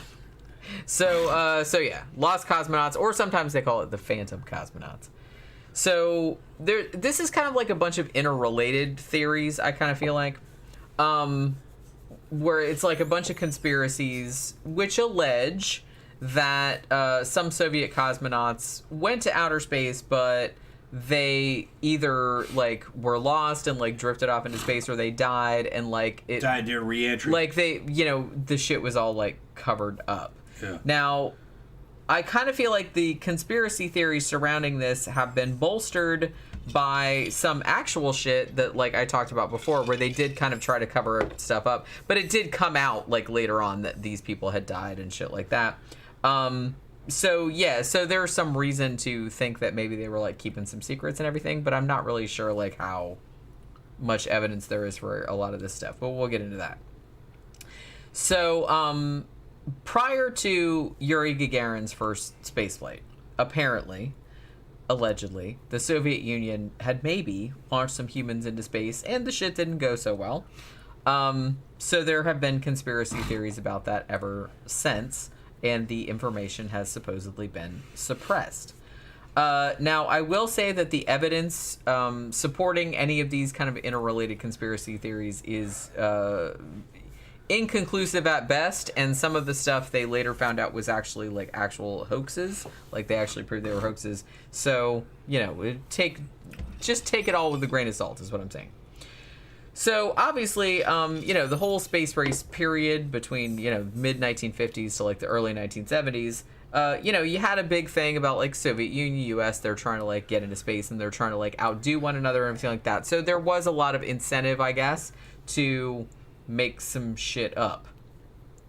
So the Soviets were actually the first ones into space, launching Sputnik into orbit, and in 1961, cosmonaut Yuri Gagarin was actually the first man in space. So the U.S. started, like, kind of freaking out, like, we're gonna lose to the Soviets. But the Soviets had some weird shit going on that...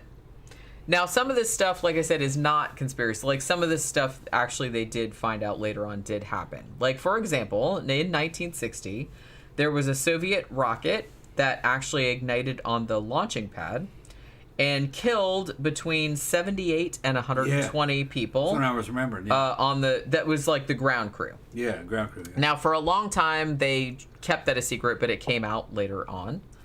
On the back, oh look, let me say something for you. On the back of that one, the Soviet guy in charge of the rocket program was so pissed over that accident that every launch after that, he would fucking sit out there in a goddamn chair on the fucking launch pad with other fucking top ground crew people and watch the launch at close range. So if that bitch blew up, they would all die together. That was his thing to make quality assurance. We're all going to sit out there on the damn launch pad when this next one launches. Good thinking in a way, but that's just the Soviet way of thinking about it. You put the leaders' lives on the line. I mean, you know, probably a good idea. Yeah, that way they couldn't slack. They couldn't slack off because they're going to be sitting right there on a damn chair watching the launch at like a fucking couple hundred meters. Like fucking. Because when that shit blew, it blew up like an atomic bomb. The one she's talking about. They evidently had films of it. I think I actually seen the films. I've seen films of huge explosions, and I think it's the one that they're talking about. I mean, like I said, the films have filtered out because there is a film of that Soyuz 11. Like, I did see that film, so that has been declassified of them trying to, like, resuscitate. It just levels the whole fucking launch facility. It was a big explosion. Huge explosion. I'm not sure, like, I've seen some sources say 78 people died. Some sources said 120 people died. But it was a lot of people. Like, it was just, like, all the ground crew. And they kept it a secret for a long time, but it's been declassified. Just like General Bucky says, man, they got those commies got guts. You got to give them that. They got guts. Yeah. But yeah, so, and also, like, we talked about this earlier, but Bondarenko, the guy that died in the oxygen-rich capsule, like, after he threw the alcohol-soaked cotton ball. Yeah. That was 1961, like, right before Yuri Gagarin's spaceflight. Yeah. So they kept that a secret for a long time, but that actually came out later on, too. Like, because, like I said, they didn't really like anybody knowing that, like, people had died during this kind of stuff. There's also another conspiracy. This isn't necessarily about, like, a dude that died, but there are a lot of conspiracy theories that Yuri Gagarin was maybe not the first man in space. There's a theory that actually the first man in space was another Soviet guy named Major General Vladimir Ilyushin. Ilyushin. Yeah, I don't think there's a K in there. And he was a test pilot, and he apparently was the first cosmonaut in space. I don't know if this is true or not, but there's like a rumor going around. Now, Linwood Sly says the Space Shuttle Enterprise is the first orbiter of the Space Shuttle system, rolled out September 17th, 1976. It was built for NASA. So I am right. But it didn't go up on its own, though. They didn't. I remember they were carrying it around on the back of a 747. I don't know if it ever launched. I don't think it ever launched on its own, though. Okay. Well, he says it's an orbiter. All That's what I'm saying. I don't know. I just remember like seeing Columbia like going up, and they made this. You know what I'm saying? I don't know. They might be able to clarify that. Like, look it up on Wikipedia. You got like a tablet right there. You know? Okay. She's making me work. Okay. Oh my goodness. She's making That's me work. terrible that you have to work. Okay, Bitch, I work every like 24/7. Space shuttle. Enterprise. But yeah, so the whole story about this guy was that the story goes, I don't know if this is necessarily true or not. No, it was made without an engine. Yeah, see, there you go. It was not capable of spaceflight. Yeah. Okay. That's what I thought. Yeah, like I said, I was there. But that's the one. I remember that bitch. It had the pointed tail. Yeah, I remember that too. But I'm just saying that that didn't like launch on its own there. Columbia was the first one. Okay. 1981. I was there. Like I said, I saw the shit. I grew up in Florida. Don't tell me that shit. Jenny's gonna get bitchy on y'all. Well, no, I'm just saying. Okay. I'm not getting bitchy on them. I'm getting bitchy on you. No, I don't have anything to do. Because you're trying to tell me. I remembered. Because you're trying to tell me that it's like. That's the one I remember as a wee lad. Okay, is that it was Enterprise, and I was watching it fly around on a fucking 747. I didn't know it never launched. Yeah, it didn't launch like the regular space shuttle did. Okay. I saw Columbia launch the first time in 1981. All right. But yeah, so basically, this guy, Vladimir Ilyushin, he was a test pilot and a general, and he was kind of like got sucked into this. He's a real guy, like he does exist, but he got sucked into this whole conspiracy theory that he was actually the first man in space, rather than Yuri Gagarin. Now the story goes that what really happened, it seems like, was that Ilyushin was in, I guess, like a car accident, or he was in some kind of like car accident, like not too long before Yuri Gagarin's flight.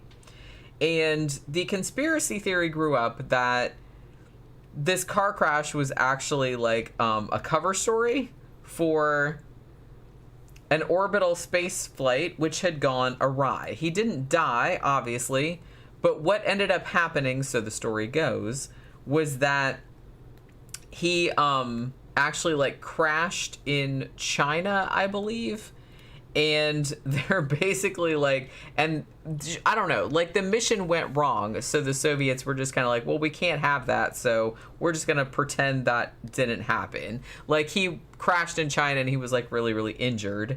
And so they were like, well, the mission wasn't a success, so we're just gonna like say that he was in a car wreck or something like that. So there's a persistent conspiracy theory that he was actually like the first one in space, but there's actually no record of any launch around that time, because other people did know, like when you launch some shit, it wasn't like it was a secret or anything. So they don't think that's entirely true, but that is a very like persistent conspiracy theory. Now, 1967, as we mentioned earlier, there was another cosmonaut who got killed when the parachute on the space capsule failed to open. Now, the thing about it, too, was that Yuri Gagarin himself actually was killed in 1968. Not in space, but he was training, like, on a fighter jet, and got killed during an accident during that, so he was killed as well. But the thing about, I think when most people talk about this whole lost cosmonaut thing, what they're usually talking about is the very persistent urban legend that all of these fatalities that now we know about are maybe only like a very small percentage of the total number of people who died. And some people actually even argue that not only did a bunch of cosmonauts die, but a bunch of them like are still floating around out there in space someplace, which, like I said, is a very, very creepy idea for a lot of people. So one of the things that first started all of this, in 1960, Robert Heinlein, obviously very famous sci-fi writer, He said that he was traveling around the USSR and he met some Red Army cadets, and they told him in 1960 that there had recently been a manned space launch. And they said that the launch capsule, which is called the Korabl Sputnik 1, I think, I'm sure I'm butchering that pronunciation. They said, well, when they were launching it, there was like a mechanical failure, and because the guidance system steered it in the wrong direction, and they couldn't actually like retrieve the capsule. So this capsule is actually stranded in an orbit around the Earth, and it's still like out there nowadays. Like Major Tom. Which, yeah, I kind of feel like they probably just got it from that. Well, although this was before that song came out, wasn't it? Bowie ripped this off. Yeah. Well, like I said, I don't want to say it's a romantic idea, but it is kind of like an idea it's a compelling idea. Yeah. The fact that there might be somebody, maybe there's like skeletons out there like floating around out in space. But like I said, nowadays, it's less likely that you get away with something like that because they would detect if there was something out there floating around that just had like skeletons in it, for example. They would know that was out there. Because there's a bunch of space junk, and they can compute what it is. That's what I'm saying. They know it. Oh, that's a booster from fucking 1972. Right. They know what it is. Or that's like that Soviet dog that was in that capsule or whatever. Or that monkey or whatever. Like floating around. How did those things die? From lack of oxygen? I imagine, yeah. Yeah. I imagine. But so it's they like just ran around barking until they ran out of oxygen. You know what? I would honestly rather send a shitty person into space than a dog. Yeah. Like, if you're going to do the whole test thing. They're barking. That's what I mean. It's like, that's fucked up. Why? Dogs didn't do anything to anybody. Send some fucking people out there. There's a lot of people that fucking deserve it. Well, they only did it like once. They wanted to see if it killed you.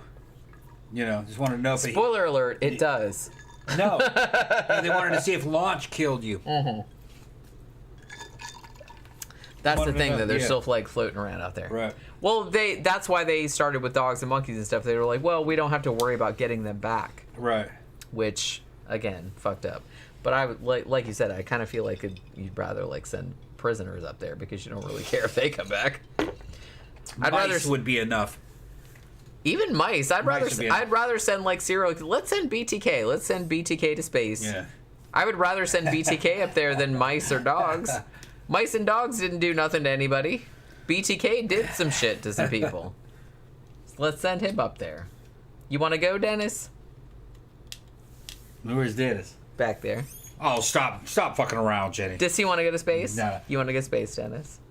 If I go to space, then fucking, what are you going to learn by me going to space? Everybody knows about space. If you want to learn something, send me to church. Send me to church, give me a nice broad. Wearing pantyhose. No, we're gonna send you to space, and you're not coming back. Let me show you the Minotaur. No thanks. I'll pass. Hard pass, actually. So Highline says that he hears all these stories about they launched some shit and it's like they didn't really want to tell anybody they fucked up. So now there's like all these dead cosmonauts like floating around out there like in orbit. So, I mean, they didn't have any evidence of it. It was just, like, stories that he heard. Yeah, Soviet citizens would think that, though. Because of all the people killed on launch pads and all the accidents, so they would think there'd be a bunch of fucking astronauts up there, cosmonauts up there. I mean, but that's not necessarily the case. Yeah, they did cover up a bunch of stuff, and so I can understand, like, why people would be like, oh, well, if they covered all of that up, then there must be some other stuff. Yeah. But I don't know if that's necessarily the case. Americans thought that. Yeah. The Americans thought that. And it's, like I said, it's not dumb to think that, because they did try to cover some shit up. But the shit that they covered up, I mean, they know about it now, and it was just kind of like just regular ass, like, accidents and horrible, like, tragedies and stuff like that, but... The thinking is that the Soviet Union only announced a successful space mission after it happened, or during the mission. So... And then the ones that were unsuccessful, you never heard about them. So therefore, they thought that there must be like 10 unsuccessful ones for every successful one that you heard about. Well, what happened to the other ones? You know what I mean? That's where this is coming from. Well, yeah, that's what I'm saying. Which that makes sense. Yeah. Yeah, but probably not as bad as. But not necessarily the case. Right. I kind of feel like it's human nature to, hey, if you lied about this one thing, then you lied about these other 5 crazy things. But that's not necessarily the case. You know what I mean? Like, all of the stuff that's been declassified, they're like, yeah, like, and I've talked about a few of them on the show. It's like, yeah, all this fucked up shit happened, but that doesn't mean that, like, oh, worse shit happened that they're still covering up. That's not necessarily, that doesn't follow. Based on my studies that I remember, and I remember fucking studying this shit when I was a kid, military academy. Not only the Soviets, but also the Americans. Most of the accidents happened on the ground during training and fucking rehearsals. And research. Yeah. That's where most of it happened. Well, that's where most of the shit happened here. Well, like I said, technically, only 3 people have died in space, technically.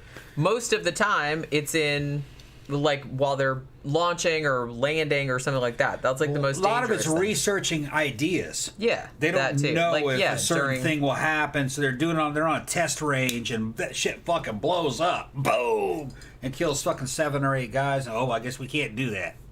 You know what I mean? Live and learn. I guess we can't do that. And then you never hear about that being associated to the space race, but they're developing engine and rocket fuel. A lot of it had to do with the development of rocket fuel. Is it going to be hypergolic fuel, which that's 2 or 3 things you just add together and it blows up? Or is it going to be something based in hydrogen? You know what I mean? Which is safer, but you got to ignite it. It's not self-igniting, you know. It's that kind of shit. That hypergolic fuel fucking research, that went back into the 30s, back in fucking old mustache man Nazi Germany. And that was deadly research if you were on hypergolic fuel. All right. Just storing the shit could kill you. It was fucking highly corrosive. It was pure. One of the elements was pure hydrogen peroxide. If you got any of that on you, it reduced you to pink foam and bones. So just handling it was fucking dangerous. The Russians had guts, but so did the Germans back in those days. They were fucking crazy when it came to technology. They were like Dr. Strangelove, you know. Well, we take the fucking C stuff and T stuff mixed together to the hypergolic. You know, it's the way they were, you know. Well, just put the pilot in a rubber suit. It'll work out. No. And if it doesn't, it doesn't. I'm sure they didn't really care when a plane wrecks, there's all this twisted fucking aluminum that cuts through the rubber suit, and the fucking fuel gets on the pilot. So then you just end up with a rubber bag filled with fucking pink foam and bones. But, and again, they were probably like, live and learn. Yeah, again, like I said, they didn't really give a shit. Desperate times. Well, and lack of empathy, lack of humanity. That was probably a factor as well, I'm sure. It was World War II.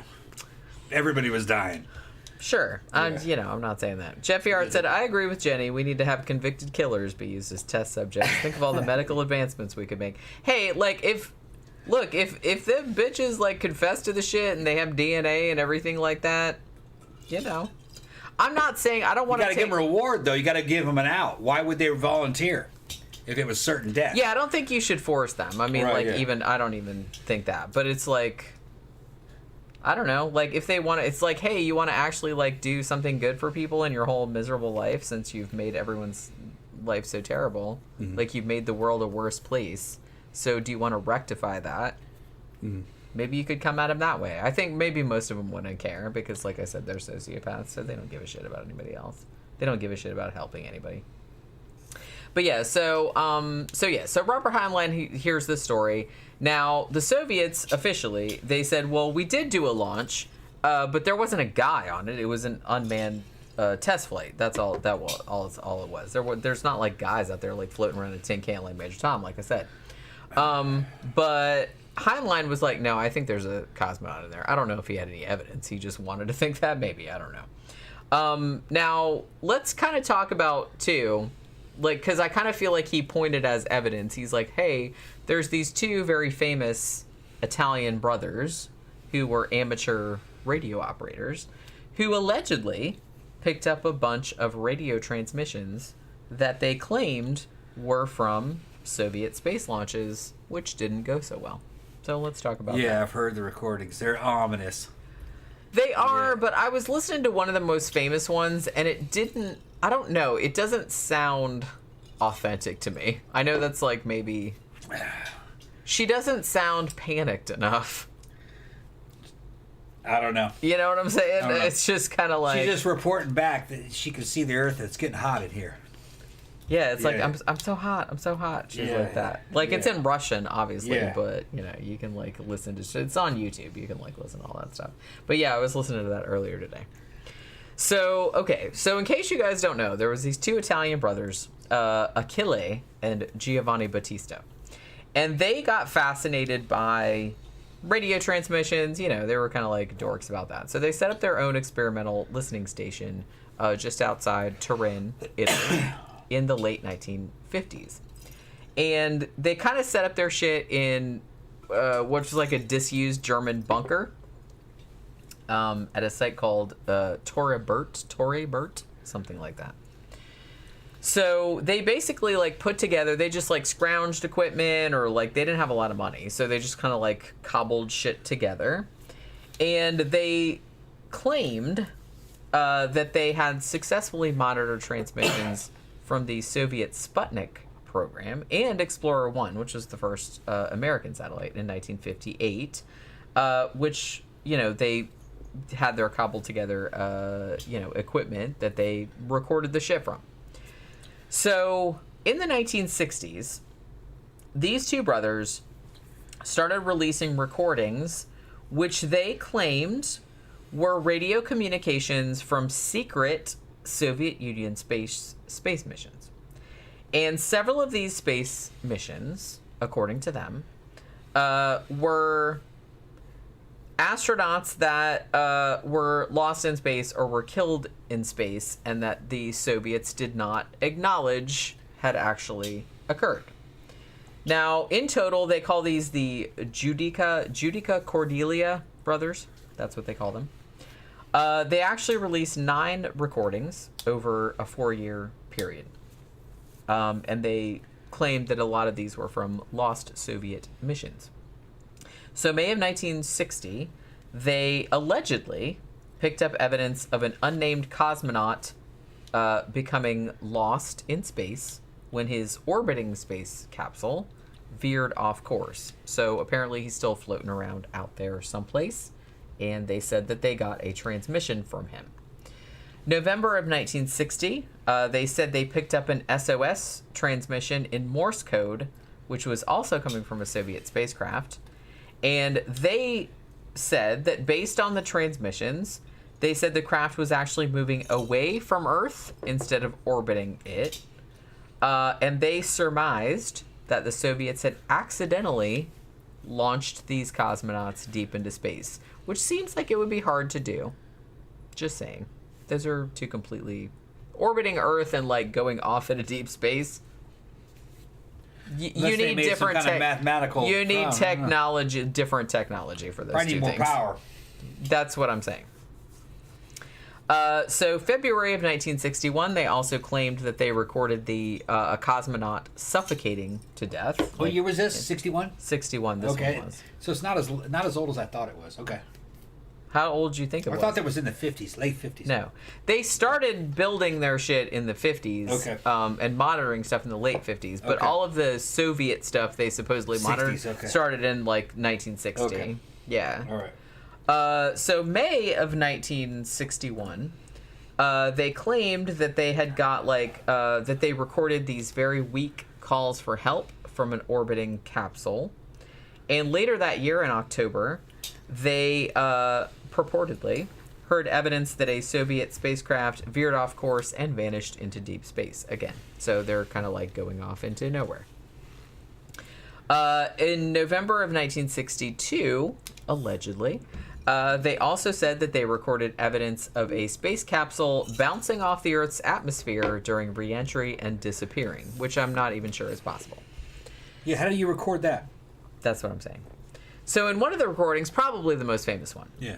from November of 1963, and you can hear it on YouTube. It's everywhere. There's a woman's voice, and she can be heard saying in Russian, that she can see flames. Yeah. And asking mission control That's if her right. ship is about to explode. Saying stuff like, I'm hot, I'm hot, I'm hot, like over and over again, like as though the capsule is like burning up, yeah. Now, if these recordings are genuine, then it means that the Soviets had actually launched not only the first woman in space, but also that she was, kind of died there also. So Yeah, they're talking about re-entry. Yeah. And that maybe they didn't have the fucking, the bottom of the capsule correct. Usually I think it's cast iron, I think, back in those days. And then later on it's those space shuttle type tiles. So maybe they didn't have the heat shielding proper. That she's getting hot. I suspect that it's a hoax, but You think they would have known about heat shielding that's what I'm saying. unless the angle of attack, the angle of entry of the craft might have been wrong. But the thing is that that's happened before. That's what happened to the space shuttle. That isn't a long process. If the angle is incorrect on the fucking re-entry, it just burns a fucking hole right through the ship like quick. There isn't any of this. Well, it's getting warm in here. No, it comes through there like a fucking blowtorch. That's what I'm saying. I don't know if you'd necessarily have time You because didn't have any time. the recording I heard, the one that was on YouTube, is like almost 3 minutes long. And I don't think that you would have time to... No, if an unprotected part of the ship If was something fucking, like that happens... it gets hot quick. If there's an unprotected Sure. part of the ship going through re-entry, it just burns right through it fucking instantly. And then the internal temperature of that fucking module would fucking go up into the thousands of degrees quickly. There wouldn't be any time to talk about it. It wouldn't be any gradual warming up. Yeah, and I got and I don't know, like listening to it, I don't speak Russian, obviously. But I'm It is listening eerie. to it. It is eerie, though. It is, but Yeah. I don't think, she doesn't sound, I don't know, it just sounds very, I don't know, it just sounds very fake Well, a to me. professional would be calm. It just, I don't think Yeah, there would but be there's time. something about it that just doesn't sit right with me. I And don't know what chances it is. are a female cosmonaut would be doing something more along the lines of fucking giving out temperatures and numbers. Well, She'd be- see, now that's another thing. She'd I'll be get into doing that in a something. second. She'd be doing something like it'd be going through some kind of a fucking re-entry procedure that they've given her, and she'd be transmitting fucking data off of her damn control panels or the readings off of her fucking sensors to help the ground crew prevent the next. That's what I'm saying. That's prevent what the I'm next saying. accident. Well, like I said, Because that's what they all do. Most of them. Like died I said, doing that. I'll get into that in a second. Yeah. Most of them died giving back data. There's also another rumor that swirls about the Soviet cosmonauts being technically the first people on the moon, because there was a group of them volunteering to be launched directly into the moon on the Soviet Luna probe, which was like a one-way mission, which I also think is bullshit. But yeah, that's I another misspoke. urban legend that's I going said around. most of them died trying to give back data. That's not what I meant. Most of them would have died trying to give back data. That's what I meant by it. Because that would have been a cosmonaut's number one mission priority, is to send data back to help the mission, to prevent it again. I can't tell you that they died doing that. What's his name died talking to his wife. But they knew they didn't need any information from him. They knew his altitude. They knew what went wrong. You know. But chances are she'd be trying to give back data. Not saying, boy, it's hot. They're Yeah, like, it's yeah, heating duh, up. motherfucker. She'd be back there giving something useful to the ground crew. Well, that's the thing. So even though like all these stories came out, like these Italian brothers, and they kind of got famous, the Soviets came out and said, yeah, none of that shit happened, which... Oh, they came out and said it didn't Well, the thing about it is, like, all the stuff that they said didn't happen. Like, later on, they came out and said, yeah, this happened and that happened, like, all the stuff that I talked about earlier. But the stuff that the Italian brothers said that they recorded, they're like, yeah, that shit didn't happen. Okay. So I don't know. But like I said, you can see why... Because they had covered up some things. Yeah. So they're like, well, you know, maybe they're covering up this shit as well. But the thing about it is that the recordings nowadays... are, by most accounts, seen as like forgeries, or the Italian brothers were just kind of like trying to fuck around or trying to like get famous. You know what I mean? Because most of the stuff now here's a fun fact. In 1964, the brothers, they were like real into space. You know what I mean? Yeah. And they won a prize on an Italian quiz show called The Fair of Dreams, and they got to go to NASA as the prize, and they were like super excited about that. I thought that was like super funny. Yeah, right. But even Yuri Gagarin was like, I don't think like he's like all of this shit. Like even if they actually did pick up these radio transmissions and they're not fake, he's like a lot of that could be explained by accidents that happen in low Earth orbit. It's like nobody went off into space, nobody did anything like that. They've actually done, even back in the 60s, they started doing kind of like critical analysis of the recordings, and even back then people were like thinking they were full of shit. They're creepy though. Well, they are creepy. I'm not saying that, but they're just saying that they're probably not real. They're saying that none of the cosmonauts that these guys supposedly recorded, none of them were following and you kind of alluded to this just now. None of them were following standard communication protocols. Like none of them like identified themselves, or they didn't use the right like technical terminology or anything like that. And they said that a lot of the recordings also contained like grammatical errors, something that a native Russian speaker would not have said. So there was that as well. So people started to think maybe it was like kind of bullshit.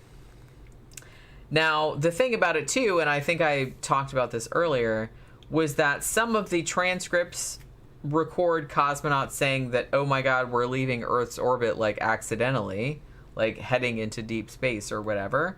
But they said that the spacecraft that this allegedly happened on were not capable of going into deep space. Like I said, it's two different things. Like orbiting the Earth and blasting out into deep space, you need like different technology for that. And they're like, so all of the shit that the Soviets were capable of doing at this time period, they wouldn't have been able to accidentally send somebody into deep space. Really, it's just like a different, I don't know, it's something that probably wouldn't have happened. So they think that a lot of the those Italian recordings were probably faked. They were just probably trying to get famous or whatever. And like I said, supposedly everything from that era, the Soviet era, has been declassified at this point. So they don't know. Like, it's possible that some of that shit happened, but it's doubtful. There were a couple also of hoaxes, like confirmed hoaxes. I love this. So what happened with this one was that officially Soyuz 2, remember we talked about Soyuz before, but Soyuz 2 was supposed to be an uncrewed spacecraft, and it was supposed to be like the docking target for Soyuz 3. They had like all these missions going on. Now, what happened with this was that there was somebody on there whose name was supposedly Ivan Istoknikov,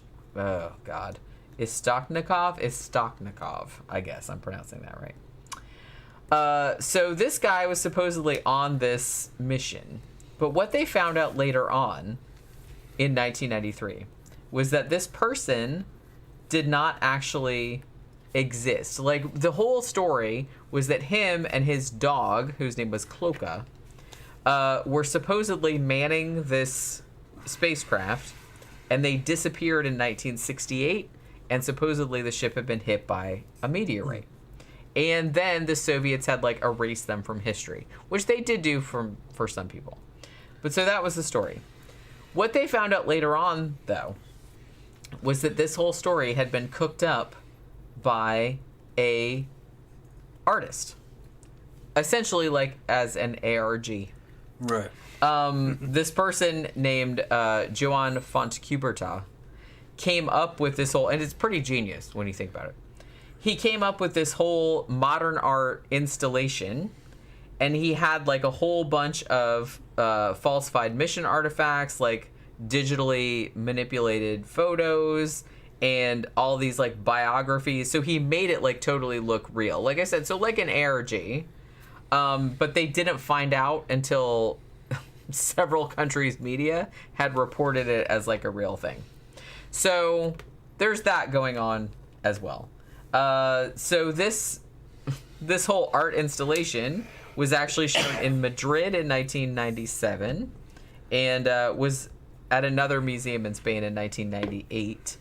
But apparently some other countries didn't get the memo that this was a modern art installation and reported it as like a real thing that happened, even though it was not. But everybody got it sorted out like later on. But it took a while.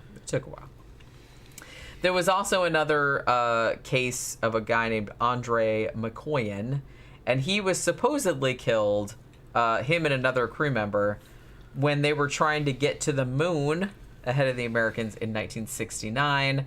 There was a system malfunction, and they didn't land on the moon. They just like shot past it. You know what I mean? So there was a story about that. So that was like an urban legend that was going around, particularly in 2000. I kind of feel like that was a legend that was going around.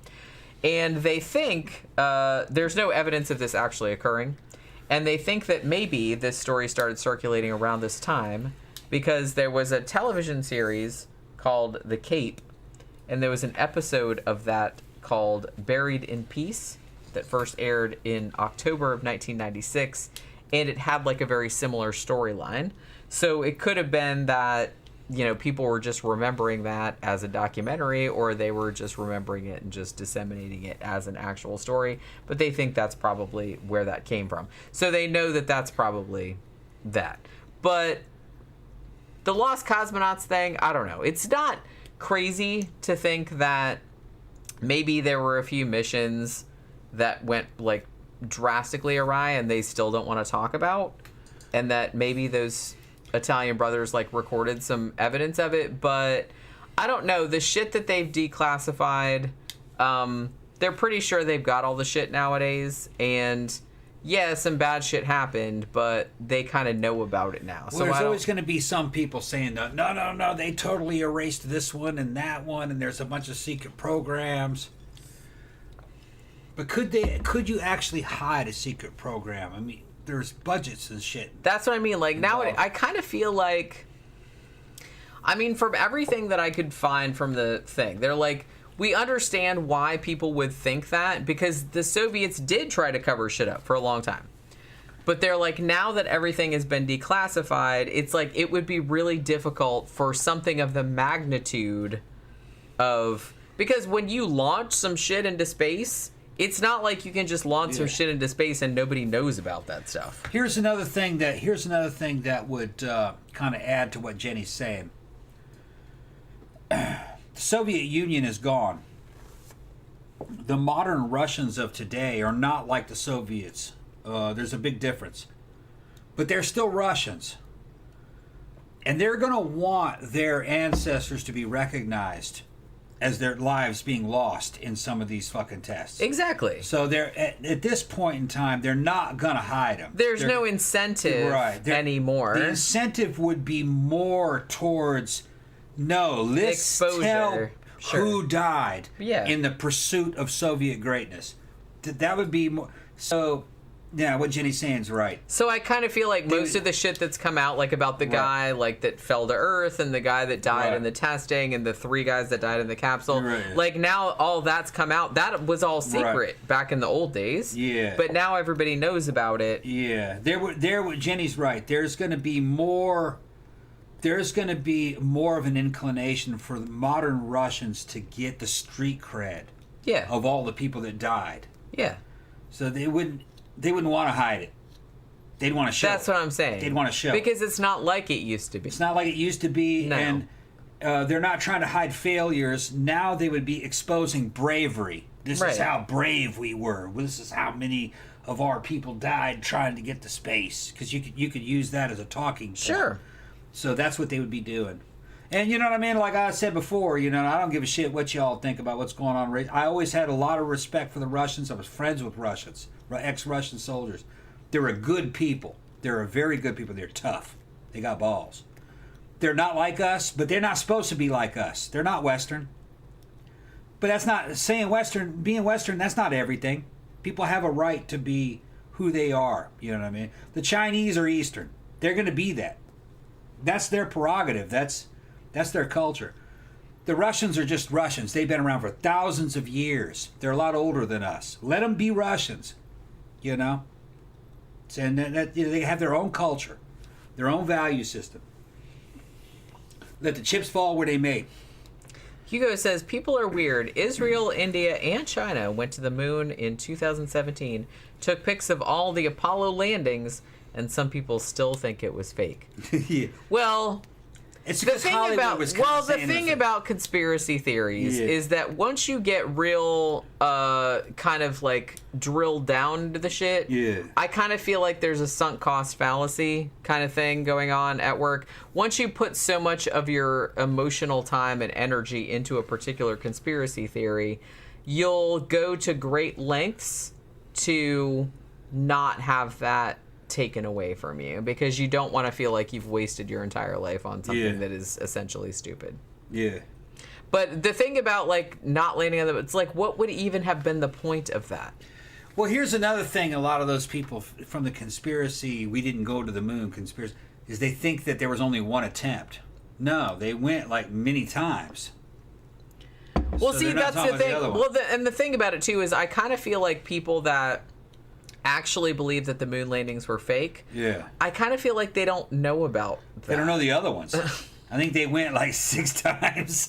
But like I said, people that are really invested in those kind of they don't want to know anything that's outside of that bubble. You know what I mean? So it's like if you look into the actual history of what it took, like to actually get to the moon, and like if you know a lot of the shit like behind it, you would never think that shit was fake, because why the fuck would they bother? No. You know what I mean? It just seems like It was easier just to go ahead and go than it was that's to what fake I'm it. saying. It's like, to me, it just seems like it would be a lot more difficult to like fake it. Like, why would you even bother doing that? Yeah, it was not that hard. My granddad was involved. It was not that hard.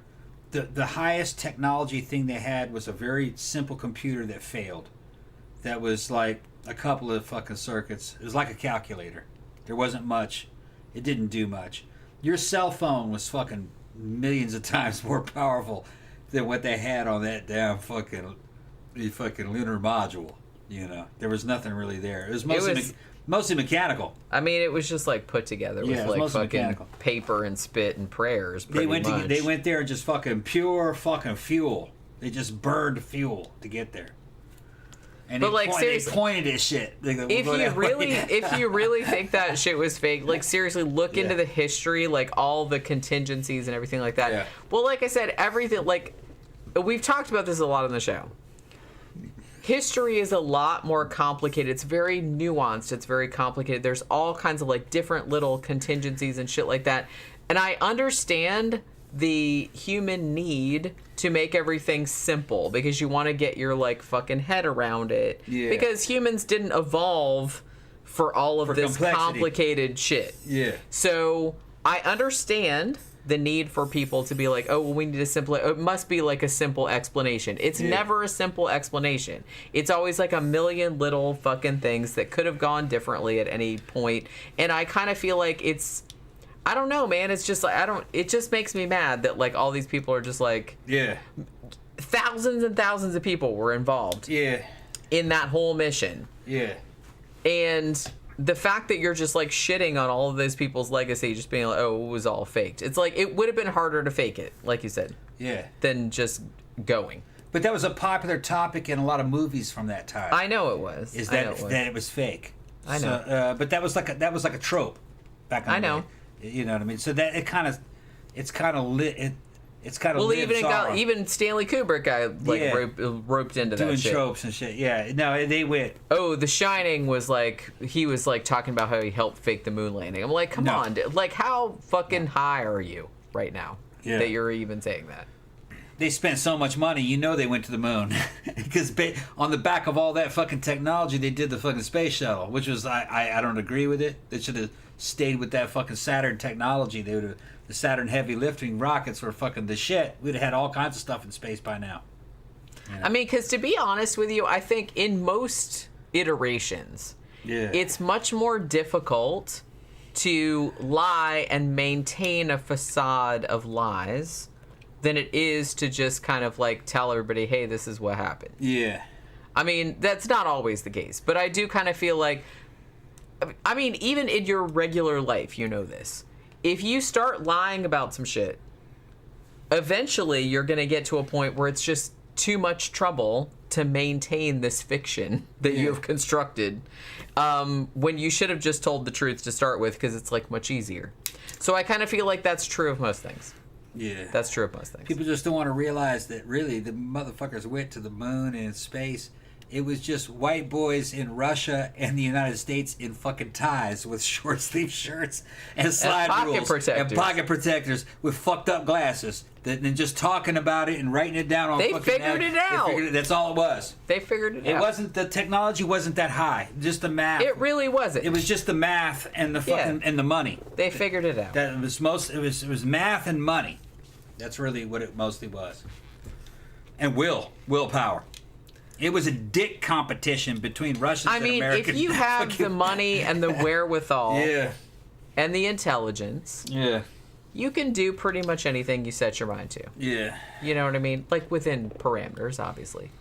But I don't know like why I don't know what people get out of not thinking people went to the moon. I'm like, even if they didn't go, it's like, so what? Well, like, how does that affect your life? No, they're there because their telescope's powerful enough to look at the fucking lunar landing sites and you can see them from Earth. You can see them from Earth right now. Come on. Yeah, I just kind of feel like heard some of the satellites can actually see the footprints. They can. Well, and that's like nowadays you really have to do some fucking end run about like you really have to kind of like go all the way around like to make that, if you want to maintain that conspiracy theory in your head, you really have to like reach.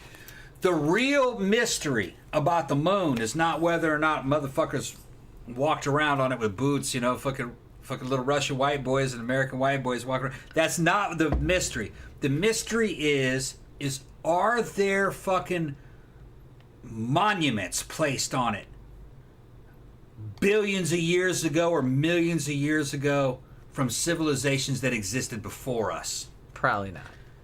That's what they need to look for. Probably There's enough time. There's enough time that maybe even before even before the dinosaurs and all that stuff, maybe there was an alien life that lived here that went there. That's what I would look for. I'm not saying it's impossible. Yeah. I'm just saying that it's an extraordinary claim, and so it needs extraordinary evidence. Go on the moon and look for an old monument, trillions of years old. They're gonna go up there and find like the fucking. Yeah, I would find. They're gonna find the Statue of Liberty. Yeah, you blew it up. You blew it up. Or the monolith from fucking 2001. But I would look for. Magnetic fucking fields. You know what I mean? To see if there's anything up there. If there's some kind of. Because if you're gonna build a fucking monument with the intent of having it be found, you'd probably fucking put big ass magnets in it or something that could be detected. I don't know. That's just my. I mean, I would have thought that they would have found it by now if that was the case. Evidently, they haven't really closely searched all the fucking satellite footage of the surface, and there's been a lot of bombardment over the trillions of years, so it's probably underneath the surface. I mean, to be honest, the moon is kind of like, I know it's an inorganic object, but the moon is kind of like a hero because the moon takes a lot of the bombardment that otherwise would have hit Earth. So you could argue that the fact of the moon being there is maybe the reason that life was able to develop on Earth, because the moon was like taking all the bullets. Yeah. But I'm not talking out my ass, people. I fucking listened. I checked. I listened to fucking like channels like Event Horizon and have scientists on there. There is enough time in the Earth's history to where there could have been a whole other genesis before the dinosaurs, before this. Oh yeah, I'm not saying that. Plenty of time there. Yeah, that's totally possible. And evidently it like could have happened several times over. Where there may have been something up. It's been a long time. There may have been spacefaring races lived here trillions of years ago that maybe left something on the moon. So I would check the moon because that's more preserved.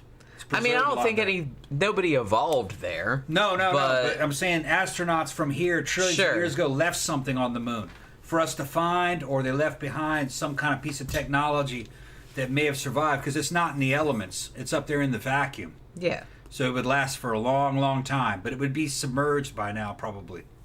But like I said, that's an extraordinary claim, so it needs some extraordinary evidence. But there's a lot of time in the past. But I'm open to that idea because, like you said... That would be more likely than finding a fucking active extraterrestrial civilization on a nearby star. It would be more likely to find something on the moon from a long, long, long time ago. Yeah, I agree. And that they're That's long extinct now. Yeah, that would be more likely. Mark says when they finally landed on the moon, all they found was 2 empty bottles of moonshine and Tom's wallet. Fucking right.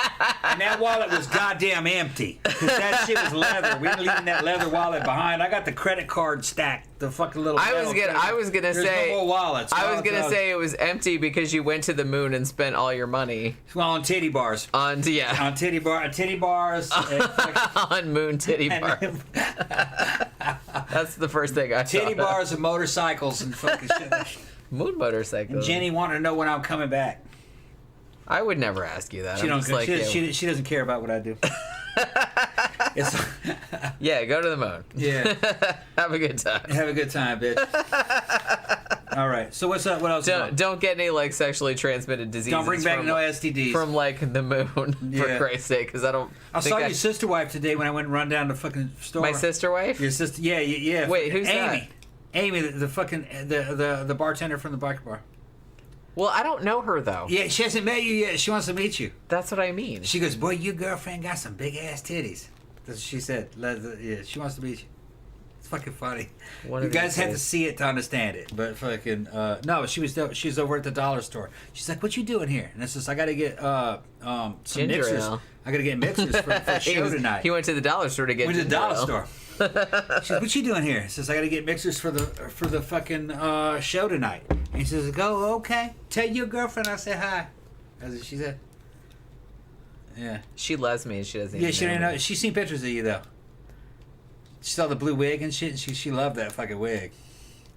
She doesn't know how delightful I am in person. No, you're probably mean to her. If I bring her over here. No, I wouldn't. She lives across the street. Does she really? Yeah, she lives across the street. Why don't you invite her over? Yeah, she said, "What you doing?" She goes, "I'm buying stuff for my daddy." She come over here and have some drinks with us. Yeah, she lives with her dad. Okay. She takes care of her dad. Her dad's fucking super fat and can't walk and has like all kinds of leg problems and shit. She owns one of them farms across the street. Oh, okay. Yeah, you told me that before. Yeah, she was over there. I thought you said you were gonna invite her over. Yeah, but you know what I mean. She never gets around to it. She's like, "Yeah, okay." I can show you guys who I'm talking about. Maybe she thinks we're like serial killers. No. I'll show you guys who I'm talking about. She's funny. Like I said, we ought to put her on the show. She'd be hilarious on the show. Your glasses are. Yeah, I know they're fucked up. I ordered new ones and fucking. It's just making me laugh. Yeah. They're just gonna like.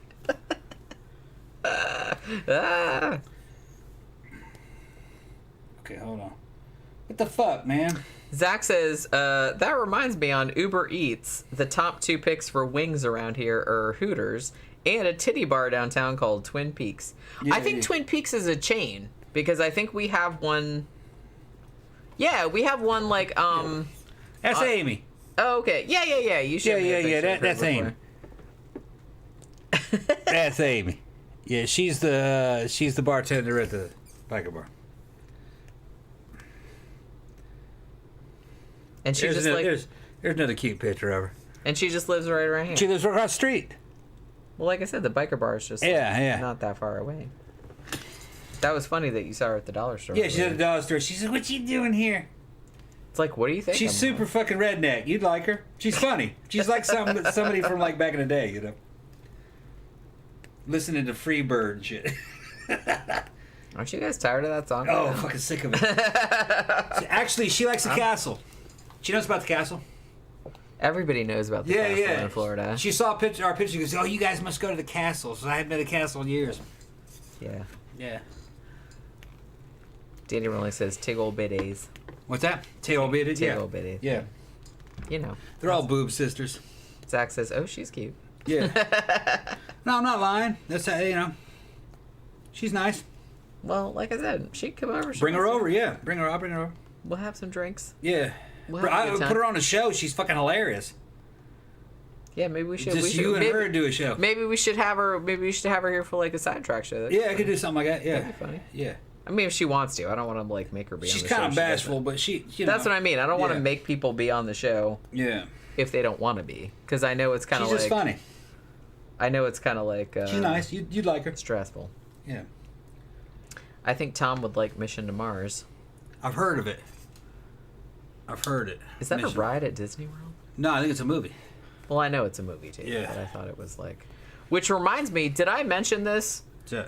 On Sunday, some of you guys know, I went to Disney with my sister. Mm-hmm. And they're doing their Halloween thing.